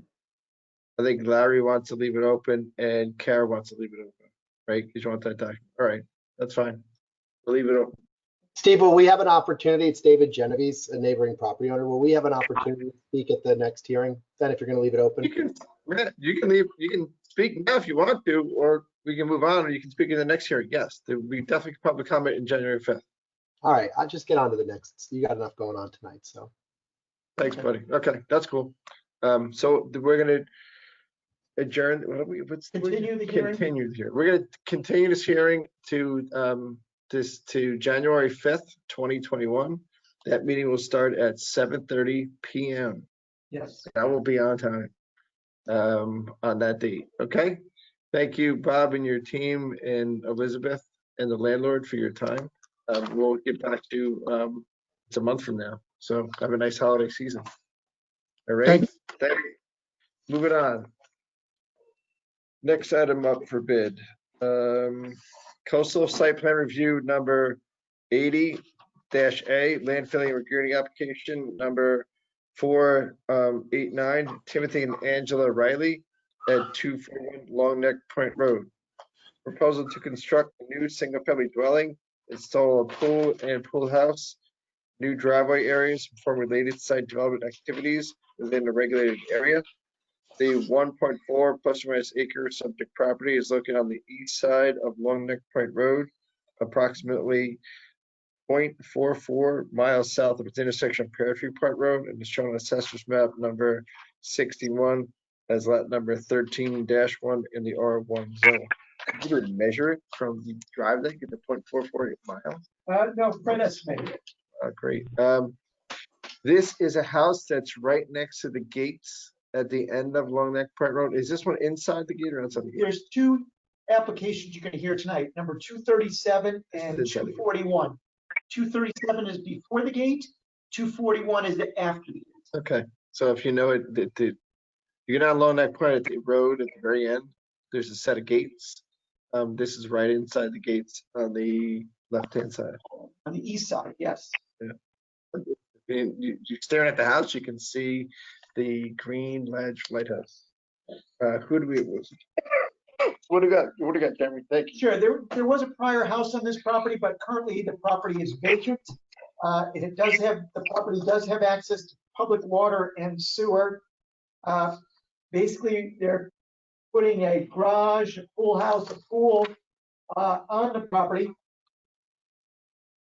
At number, I got them mixed up, I'm sorry, 241. 241. Yep. Access to public water and sewer. The buildable, you can see on the plans, they show a buildable area. All work is at least 100 feet from mean high water. They've accounted for drainage, just dealing with stormwater quality, not holding back water, but just dealing with the first flush. There's no work in the flood zone. All the work is out of the flood zone. There's very, very little regrading as part of this application.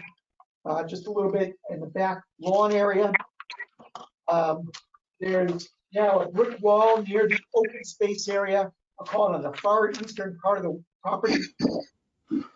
Brick wall and repair and reset some stones near the wall. But other than that, no changes down near the water. It's all lawn down there now. This application was referred to the state of Connecticut DEP. They did not have any comment on it.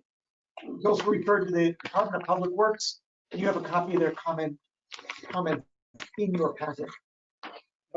As a matter of reference, was this one of the new lots when they subdivided the convent way back when? Because there's a buildable area on the survey. Yes, this was part of that, and that's why it has the open space. Okay, so the buildable area, guys, on the survey that you have, that was preset a while ago.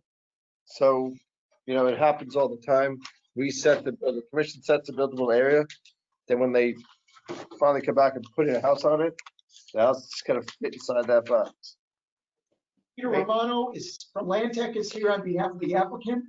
Tell you a little bit more about the application. And we're seeing this because along next It's a point. coastal site plan review, right? It's a little regrading, but as I said, not much. Romano, welcome to the Darien Planning Building Commission. I can't see you right now, but there you are. I gotcha. Please tell us what you plan to do on this nice piece of land. Sure.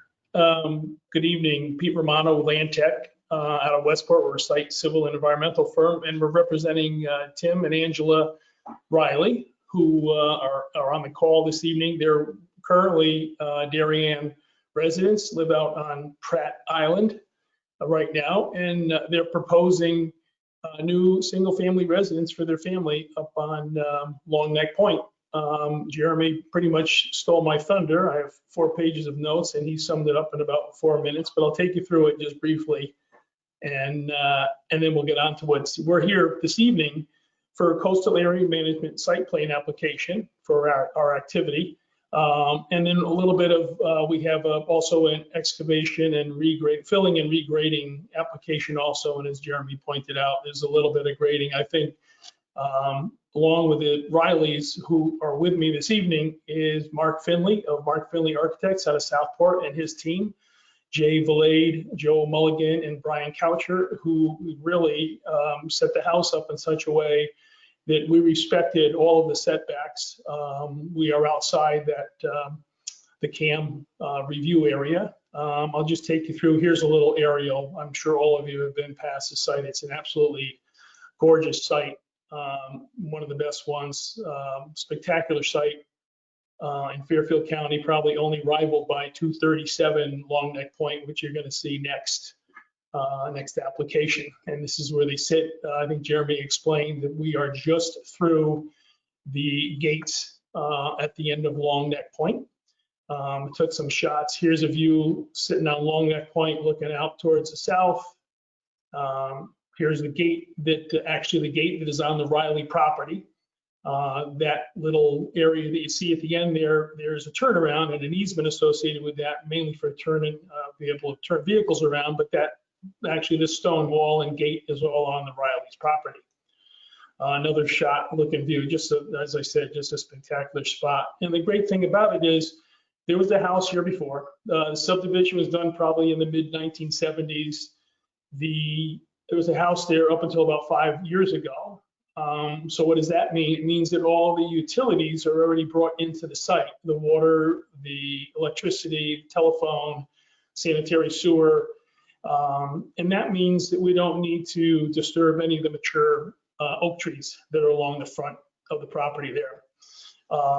And the Finley office has laid things out in such a way, minimal grading going on. We're utilizing, if you've been out to the site, we're utilizing the driveway that comes in off along that point here, and my cursor moving around. And then there's another driveway that's actually an easement across the next door neighbor's property that we're bringing the driveway. That's how you'll actually access their garage. The reason we're in front of you this evening is, as I said, a coastal area management site plan application. We received a letter from your town engineer, as Jeremy pointed out. In this particular instance, when you're in close proximity to Long Island Sound, you're not so concerned with the quantity of water being collected and kept on site and not impacting your neighbors. But in this instance, we're charged with trying to improve the water quality. So we have water quality measures that we've implemented. I think you'll see in the memo that your town engineer mentioned in there that he approves of our recommendations for the measures that we propose, which is essentially collecting all the roof leaders and putting into an underground leaching chambers that'll leach into the ground. We perform test holes and perk tests out there. So you see the house that's on the property. The house itself is about 6,600 square feet of house. When you count the porches, it's about another 1,000 square feet. Total house is just under 11,000 square feet of house. We're proposing 20 by 40 pool in the northerly portion of the property. You'll see that this is our regulated area, the 100-foot review area by CAM. We're outside all of that. The minimal grading that occurs, it's on our site plans. I didn't color that up, but it's in this area right here in the southeast corner. It's about 4,000 square feet of regrading, about 75 cubic yards of material. We're going to be taking out, if you've been out to the site, there's a little sitting wall, a little brick stick sitting wall with a flagstone top behind the patio. That's all coming out. And the only reason for regrading in there is so that we can sort of flatten out the area. There's probably an 18-inch change in grade from the top of that little wall to the ground on the other side, on the easterly side of the wall. And then above. Do you mind just circling that with your cursor? Sure. This is the patio. And then this is the little stone wall that runs right along there, sort of parallel, not parallel, actually a little angle to the shoreline, but that's it right there. So that's all coming out, and we're going to regrade that area. And then we're proposing a vegetated buffer on the top of the upper wall. Let me just scoot down to the walls and I'll show you. I'll come back to these other things, but I'll show you the two walls that are there. This is the upper wall in the lower left. I'm sorry. This is the lower wall. This is the upper wall that's there right now. And this is the lawn. You can see a little bit of remnants of a little piece of that brick wall there. And this is the face. And I'll tell you about this in a minute, but this is the face of the upper wall. And on our site plan, we're going to be improving, restoring that wall. There's a section about 40 feet long where there's some brush and trees. The roots have pushed the wall out of place. So we're going to reset that wall. No new stones coming in, mostly going to be working from up the top of the hill, reaching down, taking out some of the brush and things like that. All of these walls, I'll point out, are all permitted walls, which is a lot of times unusual for an older property that's along the shoreline. Usually you find that the walls were done in a period of time where regulations weren't required, approvals weren't approvals weren't required, and you end up having to go back to DEP and ask them for what they call a COP, certificate of permission. So that's really our only activity that occurs in the CAM review area. A little bit of grading, we're taking out the stone wall patio, and then we're going to reconstruct that wall in the northeast corner of the property. So that gives you a little overview of the property. We have met and exceeded all of the setbacks for the house, the way it's placed. We're 50 feet back off the front property line. We're 110 off the rear property line. We're aggregate of 77 feet from the two side yards. And then we conform and are below all of the requirements. We're a 2.5-story house. Our height is 29.9 when we're allowed 30 feet to the midpoint. And our coverage is at 18.8 when we're actually allowed 20. So the Finley team did a great job making us fit onto the property. Actually, the house that was there before was slightly larger than what they have right now, and they placed it just about the footprint of the other house, in and around the footprint of the other house. Very little grading is going around the house. If you've been out there, you can sort of see there's, it's a little depression in the yard where the former house was. It's just been topsoil and seeded and kind of left there. And we're going to place the house in that area. So that's kind of the easy part of it. The reason we're here, as I said, is coastal area management, and a lot of you probably know. When you have a site along the shoreline like this, you're subjected to the requirements, the CAM zone, coastal area management zone.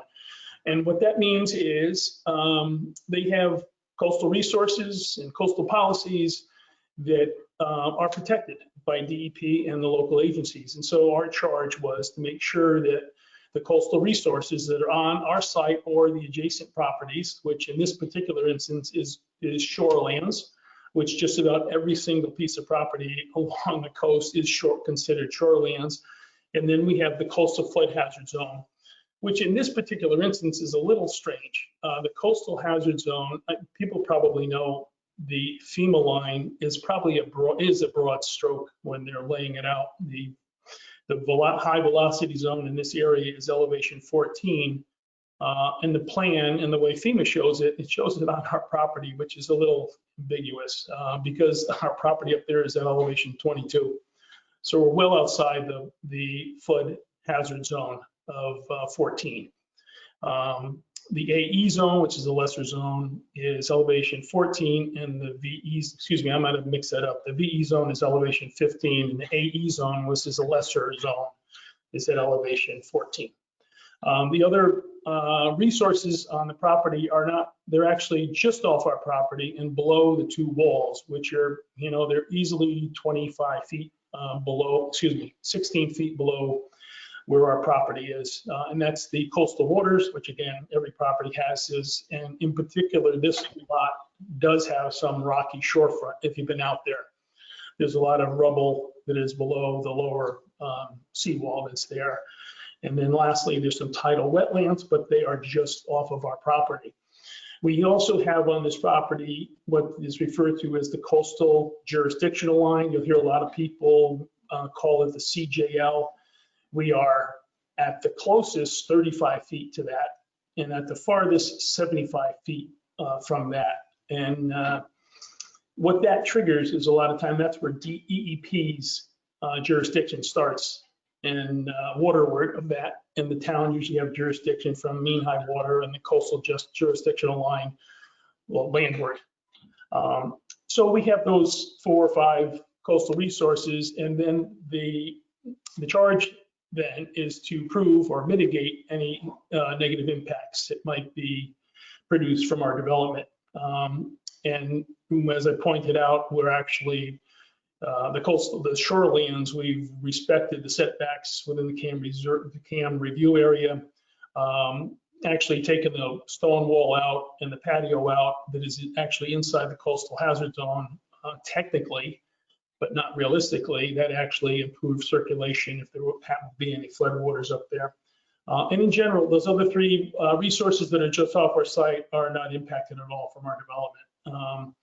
So we are consistent with the coastal resources. We're consistent with the coastal policies with our development. I think that from the very start, Finley's team has laid this out, respected all the setbacks all the way around, and worked with the Rileys to get what they want for a home and still respect the property and the coastal resources associated with it. So I'd be happy to answer any questions if people want, but it's relatively straightforward. project. So that, Thank you. that was a great overview presentation. You taught us a lot. We know, we've seen a lot of this stuff, but you brought up some new stuff that we don't hear that often. I'm My older. one question for you, are I'm there older. any, I've been out for a long time. yeah, no, you've been out this for a while. Is there any view easements at all that affect this property at all? Not at all. None. Great. We've had applications where there's view easements that you have to worry about. I didn't see this in any of your documentations. And we've also had people say it hurts the coastal site plan, coastal resources if I'm looking at the house from the water. It's backwards, but I'm good with it. Any commissioners want to speak? Let's start with Jen first. Good. She's giving me a thumbs up. Larry Warble, any questions, comments? You good? No. Jim Rand, any I'm questions? okay, thank you. You're good. And then George Riley. So you're gonna go first next time, George. No, please. No, I'm fine. No questions. Thank you. Okay. And Actually, I'm going to take a moment to just pick your brain. When you called the AE zone, the lesser zone, Right. what does lesser zone mean? Well, the VE zone is subjected to high velocity waves. The AE zone is the more static flood zone. That's mostly what the properties in Fairfield County are. This one is subjected to high velocity zone, which is referred to as the VE zone. It's not necessarily a height of water. It's a height of water that is impacted by either waves or surges that impact a piece of property. And when you're in it, you need to build your home to the VE standards, which is a lot of the structure that you build the house with. There is all special construction methods that you need to employ. Okay, thank a lot you. of concrete, a lot of concrete and steel for And edification. they strap everything too, but Right. that's outside we got 3 architects on here that can explain all that to you if you got. Yeah, But that's generally what it is. and then the VE zone is elevation 15 and the AE zone is elevation 14. That's But correct. Yep. we're at 22, 24 feet. We're not even close to that. Yeah, the ground up top is around 22, 23. The house is at 25. So. Yeah, I'm looking at your survey done by Seymour, and that's got the points at 24, but we got 10 feet we're playing with, so we're fine. Correct. Would anybody, you're good, right? I want to open up to the general public, see if anyone wants to speak to this application. Fred, if anybody's in the chat box, let me know, but would anybody like to speak to this application? If you can either just wave your hand and I'll recognize you, or we can turn on your microphone. Nothing? I don't see anybody. All right. You're good, right, Fred? No one in the chat box, Steve. Great, thank you, sir. Jeremy, do we miss anything? Nope, you covered it. Okay, great. Pete did a great job. I would Thank you entertain a very much. motion to close. Can I just add one more thing? I gotta tell you, I appear in front of a lot of planning and zoning commissions throughout Fairfield County, and you've got one of the most responsive departments that I deal with. They're great. Yeah, we got good guys here. That's one of my strengths and weaknesses. Jeremy and Fred and their staff in that building, in that officer, their strength, that's for sure. Makes our job easier too. I'll tell you, Thank when you you for can call the office and you get the planning and zoning director on the phone to answer a question, that's pretty serious. You don't get that all over the place. Yeah, look, my guy's, he's not even smiling over there. He's working. Thank you. With that said, I did a motion to close from Larry. I think it's his turn. Motion to close. And Jim Rand seconded. All those in favor? There we go. Thank you, sir. Great. Thank you all very much. Have a good evening. We'll get you a decision in January 5th. Perfect. Thank you very much. Good luck. Thank you. All right, next item. We have another one.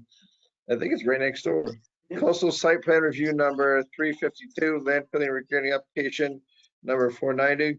Michael Kling, 237 Long Neck Point Road, proposal to raise the existing residence, cottage, and shed on the property, and to construct a new single-family dwelling, install a new replacement pool, new driveway areas, perform related site development activities within the regulated area. The 1.4 plus or minus acre subject property is located on the east side of Long Neck Point, approximately 0.4 miles south of its intersection of Pear Tree Point Road and is shown on Assessor Map number 64 as Lot 12 in the R1 zone. This property is right next door to the one we just saw, and according to Fred's calculations, it's 0.4 miles away. This one is right outside of the gate that we just looked at a minute ago. Well, in any case, Go ahead, Jeremy, what do you got? it's directly to the north of the application you just heard. This property is also served by public water and sewer. And this property currently has a house, pool, shed, cottage, and a garage. What's interesting, as part of this application, they're proposing to remove the cottage and the shed, remove the pool, but replace the pool with another pool in essence, I'll interrupt. same location, and construct a new residence and keep the garage where it is. As you can see from the plans, the garage has been there a long time, and part of it is in the right of way for Long Neck Point Road. There is no work proposed to that garage at this time. We've asked the applicant if there is something to be done with the garage, let us know now, and they've said nothing. The garage is going to remain as is. Driveways generally same location on Long Neck Point Road, one curb cut, which is to the far north of the property. As I said, in this case, the applicant has shown a proposed dock. They're still working with state and federal government on getting that permitted up, but they wanted to give you an indication of what might be down the road. What's a little different about this application is the location of the pool. You noted in the last application that all work was at least 100 feet away from mean high water. In this case, the cottage has been very close to the water, and the pool is. So you're going to handle that? So they are looking to. I'll talk. You'll change Put things. the pool in the same place within a foot or two. But there's already a pool there. They're not disturbing any coastal resources in that area that's now lawn and falls. So Doug Vanderhorn and his team are here to discuss the potential on coastal impacts. There is, similar to the last application, no work here in the flood zone. It's all above the existing walls. So they're here for coastal site plan review and land filling and regrading. Doug Vanderhorn is here. He's a Darien resident and also has designed a couple houses on Long Neck Point Road. Welcome back again, Doug. The floor is yours. I think Jeremy gave a great overview. All right, thank you, Stephen. George gave a great sort of background to the property next door, which all of the things he said apply, almost all of them apply to this property as well. So, Colin, would you scroll to the site plan?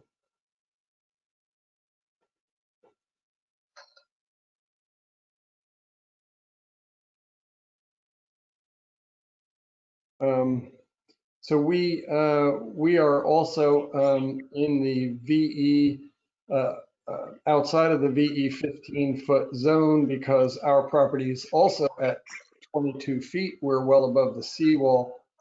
So we don't have those coastal problems that a lot of the lower properties have.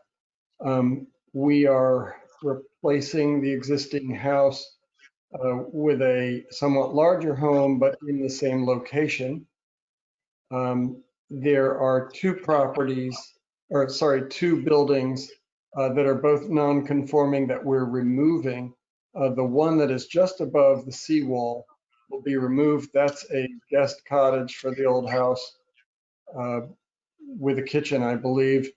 And the shed, which is right on the property line, we will also be removing. As Steve mentioned, the garage existing will remain. We're not doing any work there other than to paint and repair some rot. We're going to utilize that existing two-car garage. The other thing that is different from the adjacent property is we are replacing our swimming pool in the existing location. Also minimal amounts of fill here, the deepest being 18 inches and kind of just to contour the backyard in a more even slope toward the shoreline. Colin, let's go to the site development plan.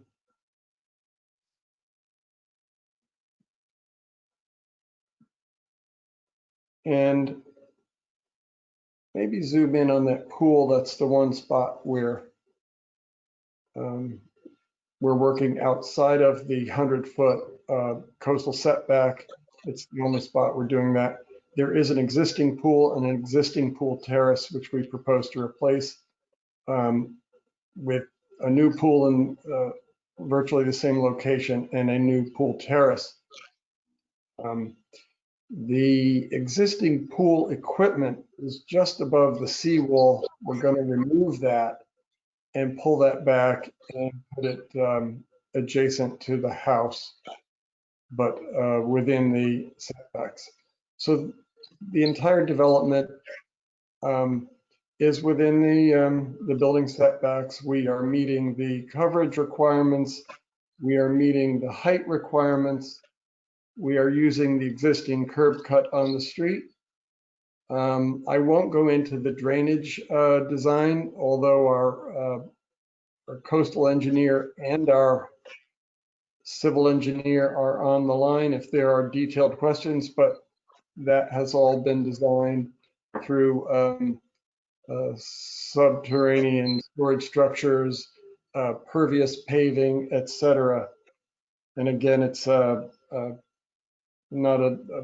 it's a first flush, as they call it in the engineering world, design. So water quality only.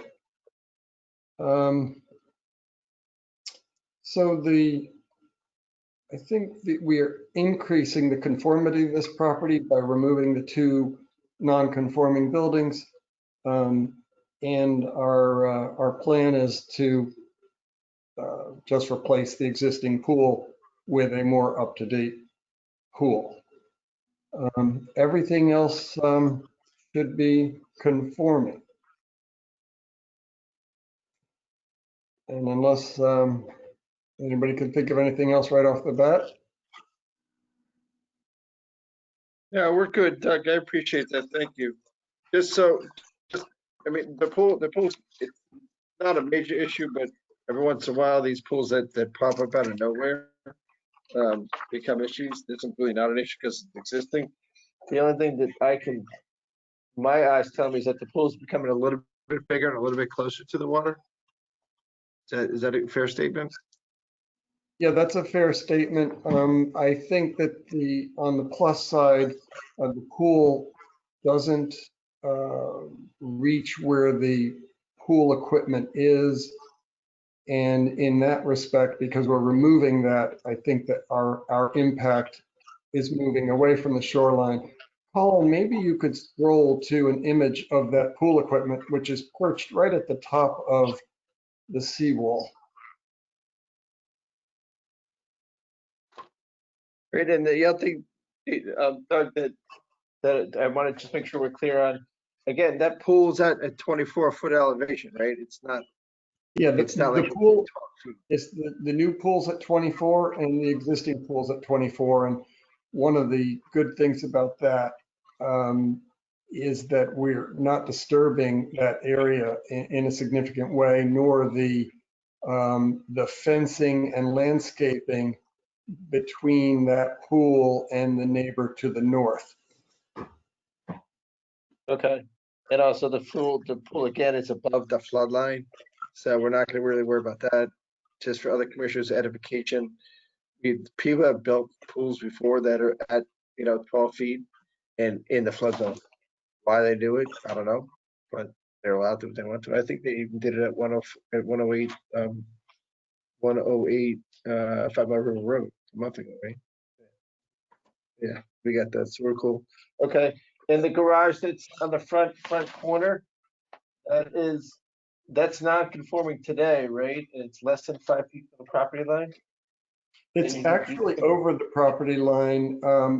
I believe what happened here is that the right of way, or what seems to have happened, is that the right of way for the street was widened after the building was constructed, thus putting the building in the street right away.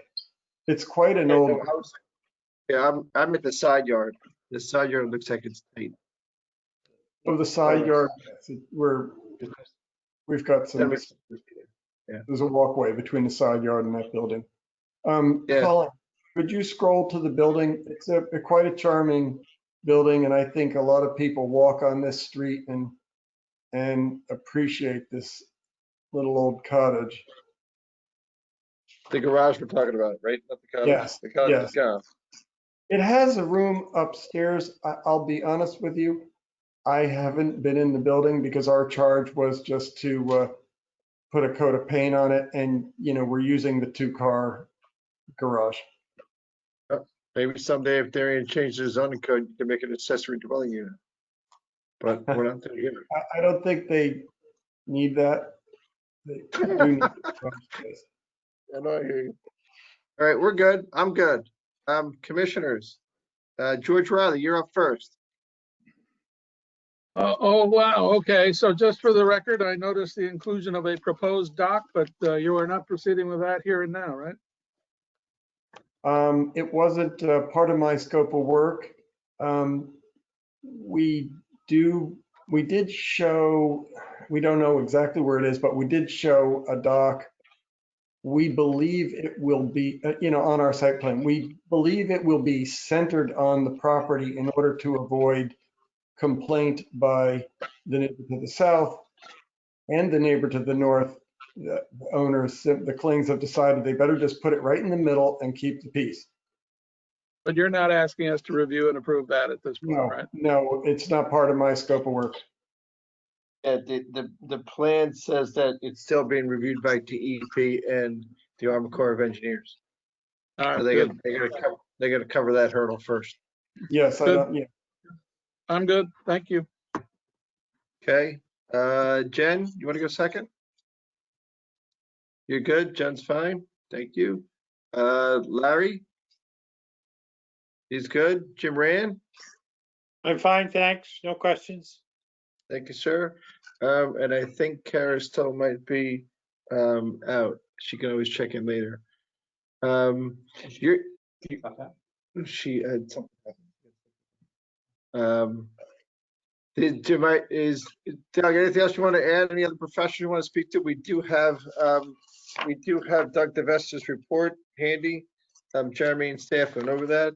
We have Eric Ostefine's letter. There's nothing that jumps off the page on that one. All the sanitary sewer line, all that stuff's already there. We got that. So I think we're good from our review section. But you're all good, right?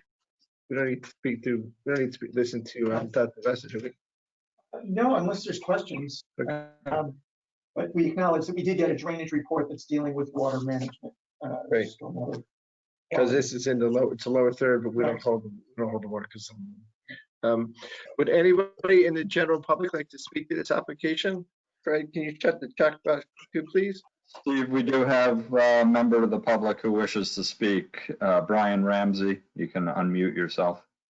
Good, Mr. Ramsey, welcome to the Darien Planning Zoning Commission. Just say your name and your address if you don't mind, sir. Sure. Brian Ramsey, 229 Long Neck Point Road, right next door. So I really just saw the plans this morning, which is on me. I just got through the notices and went on the site and looked. And I corresponded with the owner today.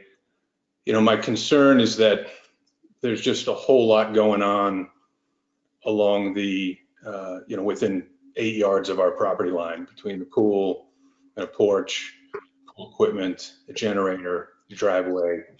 There's just an awful lot going on. So, what I want to do is get some sort of two things. One is getting some kind of assurances that we'll put some pretty significant landscaping in there to help with sound and visual. There's one other element of the plan that I'm just not sure anybody focused on, which is there's a fireplace on an outdoor porch whereas designed, the chimney is going to go right into a very large tree. It's sort of the only big tree left on the property, and would end up. I don't see how the chimney goes up and the tree doesn't come down. So not exactly a coastal management comment, but I didn't know what other forum to sort of raise that concern. I can tell you that the owner intends to preserve that tree. It is a nice tree. We have to trim a limb to allow that chimney to work, or even if we have to lower that chimney, because architecturally we can lower that chimney if needed, if we get under construction with it. But it is completely conforming. Yeah, it's directly on the setback line, and it's about 15 yards from my master bedroom window. So, we lower it, then the smoke comes in my bedroom.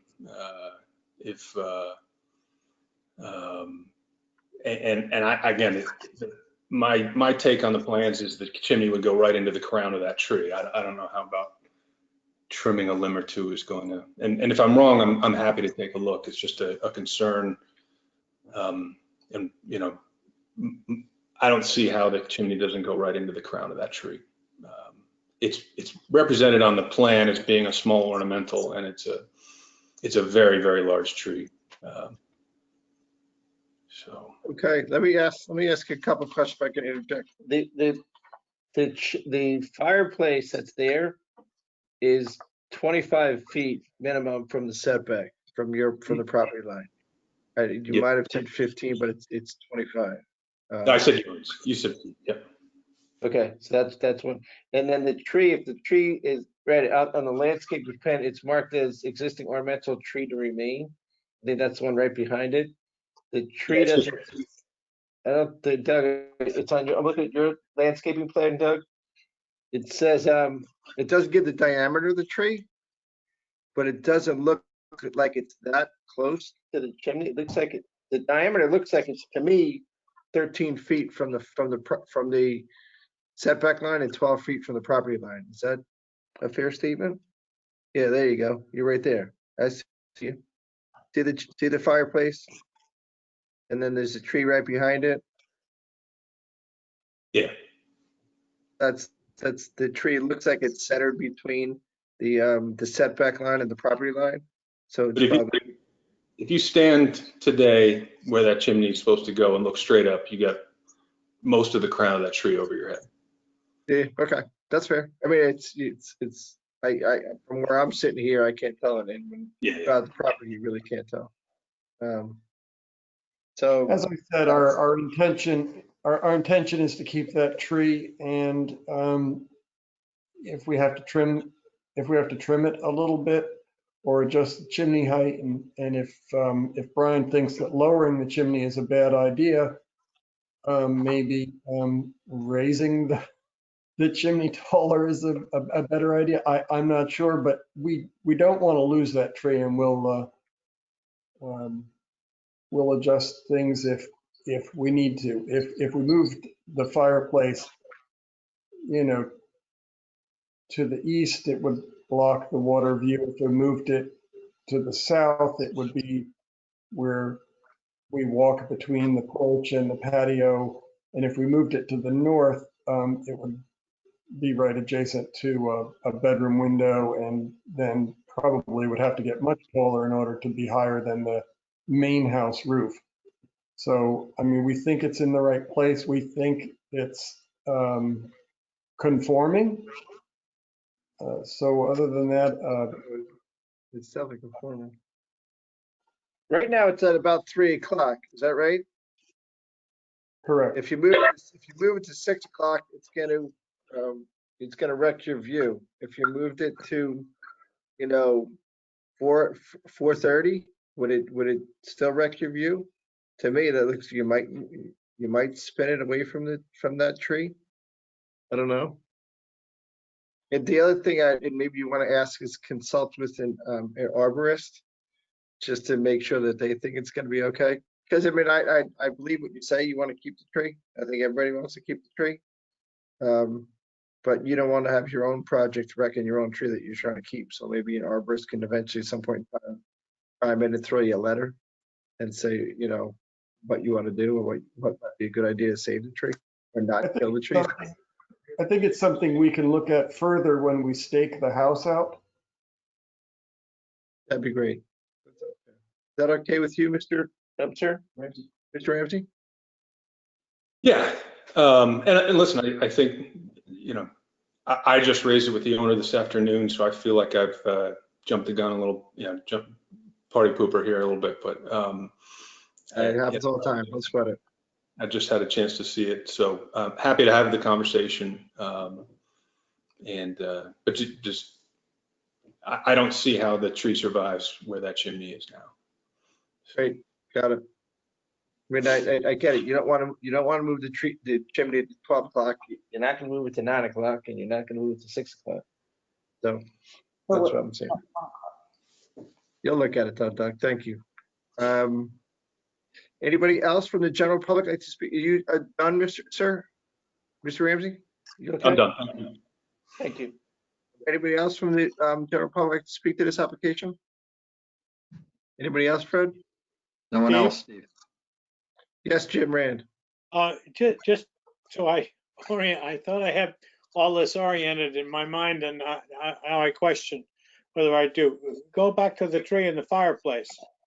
Yep. The gentleman that spoke to this just now is to the right of this property.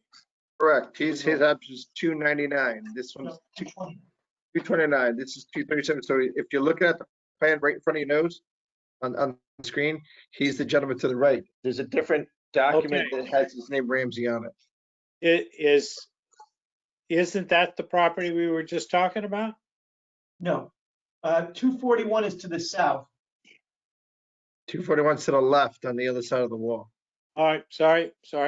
I misunderstood. Thanks. The numbers on along the point go from 100, which is down by the beach, to 300. That's down by what's the guy at the end? Mendy 245. Okay. Anybody else want to speak to this application? That's hearing none. We don't want to leave it open for any arborist. No, I don't think so, right? No. Doug, you'll take care of the arborist idea and look at the plans again. We don't need to leave this open. Absolutely. Thank you, sir. Appreciate it. Is that okay by you, Mr. Ramsey? I think he might have left. There he is. He's still there. No, I'm here. Yeah, I'm not sure what that means. You guys are going to make a decision. Is that? Well, the process goes as if there's a document that's missing that the commission really wants, we can not close the hearing tonight and wait for that document to appear in a subsequent meeting. A lot of times it will close the hearing, the document could be submitted to staff, or the property adjacent owners will work it out with staff's approval. We're not going to decide this application until January 5th anyway, but if we allow staff to review stuff, that could be submitted to the file after tonight, unless we left the hearing open. It's just,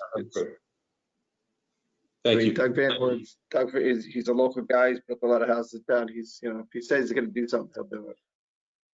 Okay. So with that said, I would entertain a motion to close this hearing. George Riley, is that you saying yes? And Jen Leahy seconded. Okay, all those in favor? Fantastic. We'll debate the application on January 5th, 2021, and get you an answer to Doug, so you can get a shovel in the ground as soon as you can. And if you could do that letter whenever you get time, that'd be great. Thank you. Thank you, Doug. All right, moving on. 10:20. I thought this meeting was going to go quick. I don't know. All right, that's the end of the public hearing. We're going to go into a general meeting now and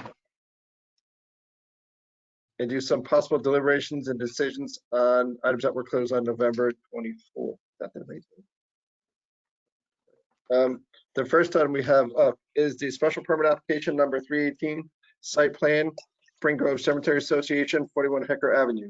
This is where they're building the 4 columbine. It's a really columbarium. It's really bad pronunciation. So we have a draft application, a draft resolution in hand. I read it, looked at it. There's nothing that really jumped off the page. The only thing that I saw, I don't really matters. They asked to be able to build these 4 things over time. They're gonna build 1 immediately, and then as the market dictates, they'll build the other 3. So the first one has to be done a year, then the next 3 go to December 1st, 2020. So they basically said 1 a year. And then if they don't build them all by 2025, they can ask for an extension and build the 3rd one. Hopefully they don't build that many because they don't have many customers. But I had no other comments. George Riley, any Scrivener's errors, edits, nothing? Look at him shaking his head. No. Jim Rand, Larry, Nothing George. from me. Okay, with that said, I'd entertain a motion to approve as submitted. So It came moved. from Jim Riley, seconded by Larry Warble. All those in favor? 5-0 with 1 abstention. Okay. Kara's not here. As written, 5-0. 5-0 as written. Yep. I don't think Kara came. Next, we have special permit application number 244A, Louis G. Vera at 688 Boston Post Road. This is the husband and wife team that just bought a house. They bought this property, 688 Boston Post Road. They want to put an acupuncture store in the ground floor in 2 rooms. Pretty straightforward. Pretty straightforward application. The only thing that I want you guys to just make sure you note, if you go to page 2, where it says special permit findings, just make sure you remember that for any future applications that we see relative to special permit findings. I start in my own mind number 7. I don't think that this store is going to affect safety in the streets or traffic congestion or area or interfere with any traffic patterns, circulations in such a manner to create and augment unsafe traffic conditions. That's special. This is a special permit application. We have to make sure that there are no applications that come in front of us that ask for a special permit. What else? And the only other thing on here is we never talked about signage. I didn't see any signage. They would need to go for the ARB. They go to ARB. That's item D as in David. Yeah. D as in David. So with those items highlighted and mentioned, I would entertain any Scrivener's errors, questions, comments. Anybody? George, you good? Okay. Larry Warble, I'd entertain a motion to approve as submitted. I make a motion to approve as submitted. Fantastic. And Jen, you seconded? Yep. All those in favor? 0 is written. 5-0. That's written. Thank you. Great. Next. Subcommittee report is our next item on the agenda. We got the subcommittee report from Larry, Jennifer, and Jim Rand a couple weeks ago. I punted it last week because we ran out of time. What I just want you guys to, and I saw the written comments that came in from George Riley, sending some written comments, and also Kara Gately sending some written comments. I've got my written comments. I'm not as good as these guys. Being lawyers, I write it on a piece of paper with a pen and mark it up, and it's kind of embarrassing for me to submit it to Jeremy like that. My handwriting stinks. Steve. I'm happy to type it for you. I can read your chicken scratch. So what I do now, I write chicken scratch on a folder. I take a picture of it and text it to the guy that's working out of his apartment in the city. How bad I got. But I did that once to George and to Jeremy and Fred. Pretty poor. What I would propose, and with that said, also, when we started this concept or project or thought process, the thing I want everyone to remember is this came up from Ridgefield, Connecticut. The woman from Ridgefield, who was the chairman, told me that they went through 6 drafts of their document before they finalize it. So what I would like to propose is, right now, I think it's on your computer, Larry Wolf, if I'm not mistaken. What I would like to do is have you email it to Fred and Jeremy. That way they can get in George's comments to George and Kara's comments to redline them. Because I had some of the similar comments. The three of us that are not on the subcommittee don't need to redo it. But if we get the document per se out of your hands into Jeremy's hands, then Jeremy or Fred can be the No, I think that's definitely the right protocol. Jeremy, do you have it already though? Do I need to send it to you? We'll check, Larry. We'll circle back if we have problems with the document. Yeah, I thought I'd given you, we use Google Docs, so it's just a matter of giving you access. I think it was. Yeah. Yeah, we do. We do have it, Larry, and we can. Yeah, but I think from this point going forward, Jeremy should own edits and changes, so there's a trail, if you will. Yeah, that's what I would like to see. I mean, because it's George spent the time to review it, write an email memo. Kara did the same thing. I wrote chicken scratch on it. I think a lot of Kara and George's comments are the same. But it's a subcommittee report time. It's for you guys to talk. I just want to lay that groundwork.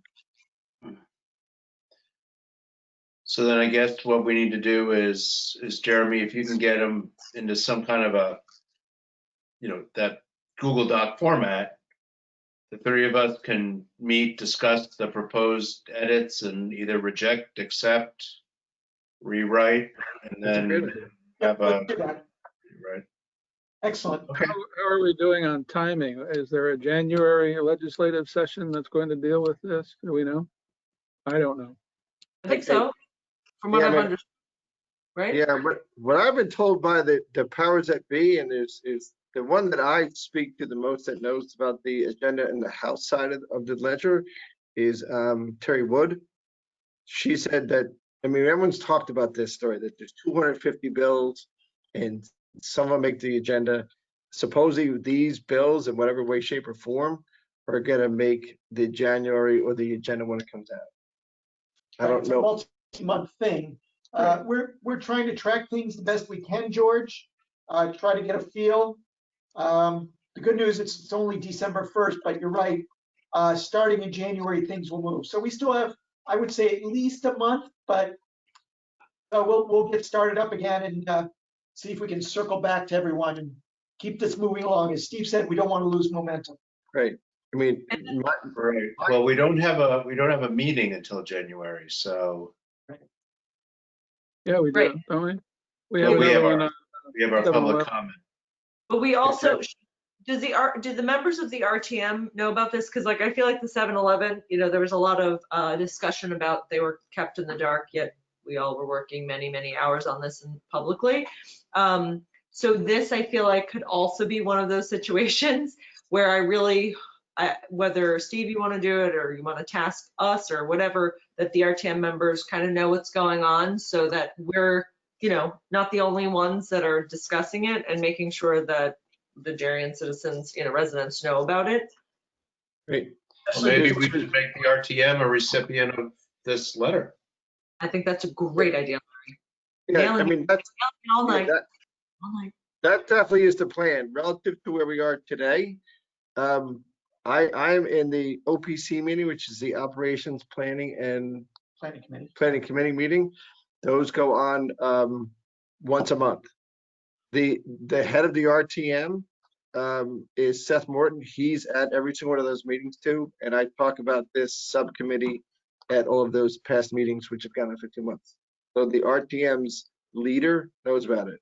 The other person that I speak to on a pretty regular basis is Amy Barsanti. She is the chairman of the Planning, Zoning, and Housing Committee of the RTM. She knows about it. And if you do recall, your committee, when you guys were set up, made it to the front page of the newspaper. I do respect the woman that says she doesn't read the newspaper and that she doesn't, subscribe to it and doesn't go to the webpage, but, unless you want me to put it on Channel 12 News, I can do that if you really want to. But No, I I don't think think you're gonna go it's good. I just feel like this is a good discussion to have, and I think it was good. And Amy was on earlier. She's not on anymore. She's on this RP&Z. Right.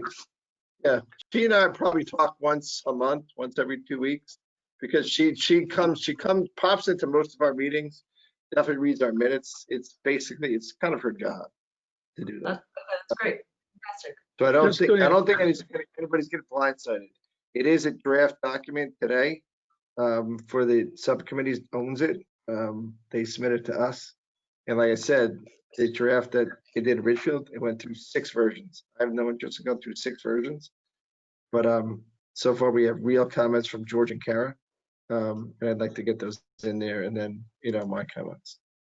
So That's if all I I'm have. reading a quick resource I found online, the 2021 legislative session begins January 6th. And I guess it's not a special session. It runs through June 9, if I've got the right information here. But, we don't want to get a letter at the time of or just after they vote on legislation. We need to get it to a committee that is relevant to this and be heard when it makes the most impact. Does anybody know how it kind of works? For argument's sake, say in that time period, which is January to June, right? They're going to look at 10 bills, and the House has got one set of bills, and the Senate's got another set of bills. Are they numbered like 1 to 5? Like you go first, and this guy goes last, or do they all go the same day? I don't know. All I know is that they go through many iterations. I don't know the Right. number process. Those are good questions though. So how do they evolve? Yeah, I think you talked to Bob Duff and those guys. He's not the head of the Senate anymore, right? But I think he's still. Is he still the head of the Senate? He's still the head. Okay. Bob's still the head. I can ask him. He was just saying they evolve. I can ask, how do they evolve? I don't think there's any rhyme or, I mean, there's obviously a reason for the numbering, but 54, I didn't see how they correlated or anything. Is there a batting order? Like, this one goes first and. No. and I don't think so, Really? but I'll ask. I don't know. If I remember from watching the school regionalization, I guess about a year and a half ago, all the bills kind of went out at the same time, but then they finally scheduled hearings for 1 or 2 of them at whatever committees they were at. And I think that's when the real action starts in terms of, just like we have our hearings and hear comments, that's when they hear comments from people like us. Right. At the end of the day, I would like to be quote unquote empowered by the Planning and Zoning Commission when these things do hit the floor to have some kind of written testimony or piece of paper or script to work off of if I do testify at the hearing. And I know when you do give testimony, you have to submit it like a week in advance. So this document in some way, shape, or form, I think is the framework of that. Right. Okay. And these are all, in January, we'll be able to watch these tapes of things hitting. Will there be a list or does anyone know that? It's usually on channel 78 or 77. I don't know. But how the batting order, who comes up first? I don't know. It's not in my.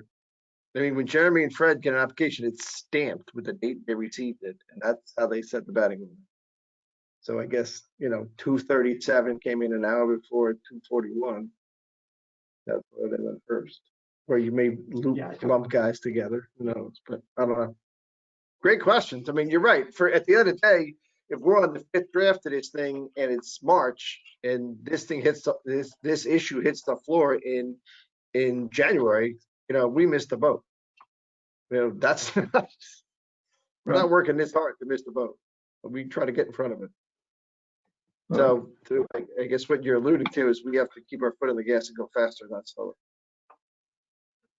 Okay. So if you get the document, get in those comments. I mean, I can put in my comments after. Yep, we'll keep it moving. And make it a block line out to the team. Got it. Yeah, thank you. Okay. It's your report. Anything I'm missing, subcommittee people? So then we'll have a public hearing in January, is that, or a public, okay. So the Tuesday before they bring stuff to the floor, I mean, the night before, is it the 6th that they're going? Oh, we have to have this document finished. I want to have this document finished before we have a public hearing at the Darien RTM. Right, but George is saying the meetings, when did you look it up, George? January 6th? The session opens January 6th, but runs through June 9. So I don't know what. I remember Bob saying everything comes in January and then slowly, I'll ask Duff, but, or you can ask Terry too, right? Like if we can ask and. That's a good idea because Terry's on the House side, Bob's on the Senate side. Yep. They both. What we really want to know is to which committee any related legislation is being referred, and when would they have a hearing when we could be heard. Right, and when I pulled these documents off of some website that was in one of those letters that were done by the newspaper, and I pulled it. I know for a fact I pulled them on October 1st. It said this bill in whatever session it was referred to blah blah blah committee. You know, and these were the co-sponsors. How this whole thing plays out and how the game is done. People keep telling me don't focus on exact numbers and exact words on whatever lines. They say to focus on concepts because the bill numbers changes. But, you know, I got to believe that if I was charged of the committee, you know, back in September of 2020, it comes up again, January of 2021, I got to believe I'm still going to be involved. But if you could check that on the Senate side and I'll check out on the House side. I mean, if these things are, you know, scheduled for May, they're great. If they're scheduled for January 15th, we got a problem. Okay. Good. Next item. Next item. Next item. Director's report. Jeremy, you're up. Nothing to report. Nothing to read. Okay. Good. Next item. Chairman's report. First time that I have is with regards to our meeting last week, which was whatever the date of that was. We had the public hearing for 7-Eleven. I've talked to a couple of different people about this. We had 100 and some meetings at that. GoToMeeting has another platform. I think it's called GoToWebinar.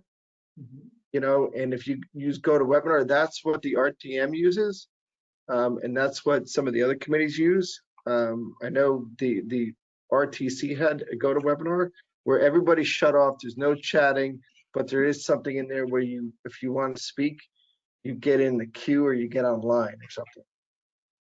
I don't know how it works. You and I will talk about it. There's pros and cons to both. Fred and I have talked about it with Kate Bush. Okay. Because she's run a meeting using both, so she is able to relate to us. So we'll circle back and find what the right appropriate thing, and we'll let everyone know on the agenda. Okay. How to log in. Because for next week, next one that's on the 1st, I think there's going to be more people there or the same number of people there. I just want to, if anybody has any, you know, constructive criticism towards me on how I ran it, that's great. My daughter watched me on TV 79, or my son did, and said, "Dad, you said the word like 1,000 times. You know, you're not supposed to do that." I was like, I didn't, and then I listened to it. I said, "Wow, I can't speak." I was pretty embarrassed. My kid picked it up. Tough kids, tough. Yeah, Don't they know Christmas is coming? Are they crazy? It's, you know. Also, the tuition bill came in too today. There you go. You're like, what about my house? I'll show you it. Miss Tuition bill. Yeah. So that's that. The other thing that is coming up is I have my first draft of my Town of the Town speech, which is State of the Town speech, which is a week from Monday. Yeah, a week from yesterday. Yeah, it's a week from yesterday. Jeremy did a great job. There's some things. What I typically do is thank everybody. One of my campaign promises last year was to talk to all the other 3 boards, which is Architect Review Board, EPC, which is Environmental Protection Commission, and the other one. And also, Larry, at our last meeting, you said, you know, nobody has any clue what ARB stands for. I got that after the fact too, kids. Why you keep saying ARB, dads? I don't know what anybody means. You know, you got, so if anybody thinks that, you know, the meeting went well, anybody has any tidbits to go for the town speech, what I'm going to focus on a little bit of it, maybe 5 minutes or so, and a couple slides, is all the new businesses that moved into town over the last 9 months, which is this COVID dead era. I think I might have said this once before. In our town right now, in our downtown, we've got 2 vacant stores. One is Tina Dragone, which you saw tonight, and the other one's Brooks Brothers, with their whole entire chain went bankrupt. That thing's in litigation. Darien's doing fantastic. You know, housing prices went up, commercial rents are up. Fletcher leased a whole bunch of space. David Genovese leased a whole bunch of space. Jared Nielsen leased a whole bunch of space. Our vacancy rate for commercial office is going down.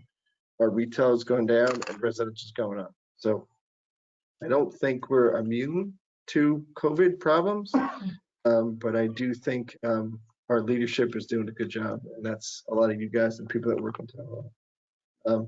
The last item that I just want to inquire if you're going to address the state legislation on zoning in your town speech. I definitely will touch on it.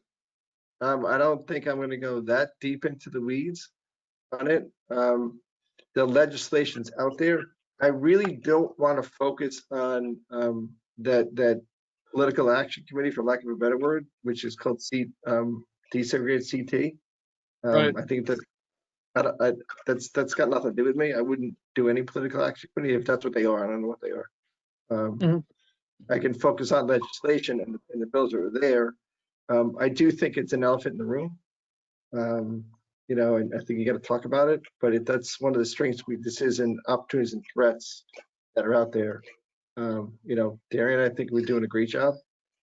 I don't think we really need someone from another spot, but this is, again, my personal opinion. I don't think you need top-down management to tell you what to do, especially if you know, our real estate is doing fine. And I always think that the Darien Planning Zoning Commission is the real estate committee of town. That's the way I've always looked at it. And the other item that I had on my docket was, we've talked about this a bunch of different times, but I've talked about other commissioners. I would like to make sure that legally we are being represented by a quality, good firm and the best firm out there. We have 830G applications may come in. We do get sued every now and again by third-party companies. So what my proposal is, and I think everybody is okay, and if you're not, that's fine. I would like to send out an RFQ to outside law firms that don't represent that, and including our law firm, which is Curtis Brinkhoff, for a request for qualifications, and get, you know, some list. In my line of business, I deal with a lot of land use attorneys in the state of Connecticut. Not a lot, but you know, some good ones. Some are really good, and some are not so good. You know, and I would like to be able to go out there and explore other options and prove to ourselves that we have the best law firms representing us. Right now, I think we really only have 1 or 2 live lawsuits right now. We have 1. That's it? That's it. And if you look at some documentation, I got the documentation from Curtis Brinkhoff. Technically, the Pheasant Run application is open. We debated that early. I could digress, but certainly compared to many years, we're doing very well this year. John Cini, who's my predecessor, was a big fan of doing everything he could do not to get sued. I personally think it's a colossal waste of money. Right now, we only have 1. I just want to make sure we keep it that way. And if we do ever get sued, and we do have questions where you need legal questions, and ARB use them a little bit, and also Zoning Board of Appeals use them a little bit. And I've spoke to those chairmen. I said, I can get that. I'm sorry. They said it's a good idea. So, does anybody have any questions, comments, thoughts on that idea? I think it's smart. Here's what I found. Yeah, just, you know, not that we're casting any aspersions on our current council, but it's been a while, I suspect, since we've opened it up for consideration. So seems timely. Right. Yeah, I mean, in my world, most organizations put the business out every 3 years. You know, this is a regular due diligence process. And I've been on the commission for 7 years. I don't think they ever did it. Just as a matter of course. And yeah, you gotta, no, it's a due diligence exercise at a minimum. You should do it. Just to document the fact that you know you're doing the right thing now. You have no way of knowing that. You have no documentation right now that says that we got the best we should have. You have no idea. They've just been there. We have not a clue. At the very minimum, you build up a file that says this is why we've prudently selected these guys. That's my whole thought process behind it. Mm-hmm. All right. You remind me, Steve, that in terms of use of council and boards coordinating with you and whatnot, I am remiss in that I have been on the Blight Review Board for a year now, and by golly, I find myself now chairman of the Blight Review Board. And you would think I missed that meeting, but I was actually there. So I should coordinate better with you about that. We do use council. They're fairly active in preparing liens and fines and things like that. So for future reference, I'll keep you posted. Thank you. My understanding is that the planning and zoning department can use whatever outside counsel they want at any time. When I say department, it can be different. And the town is allowed to have the selectman's office can have their outside counsel. The RTM can have theirs. We can use whoever. And there is, if you look back in history, for certain lawsuits, the planning and zoning commission did use different people. But you know, it's. I just want to make sure we're getting represented by the best people. With that said, in the course of the town of Darien work, I think they change or go out for RFPs for auditors every few years. There is right now a template that Jeremy Ginsburg can follow that the town is using for an RFP for the auditors.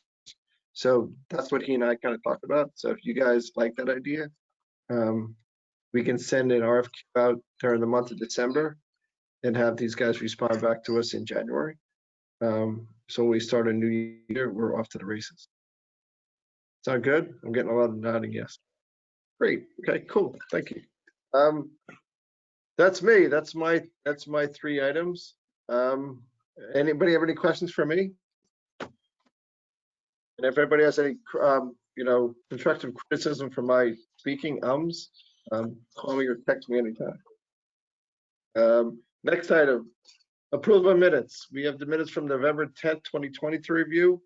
That was the meeting. That was our second meeting of the 711 application. That was also our first meeting of the year after the elections. We have officer votes. So I read it. They're pretty much straightforward. We flipped the agenda on that one where we did the resolution first.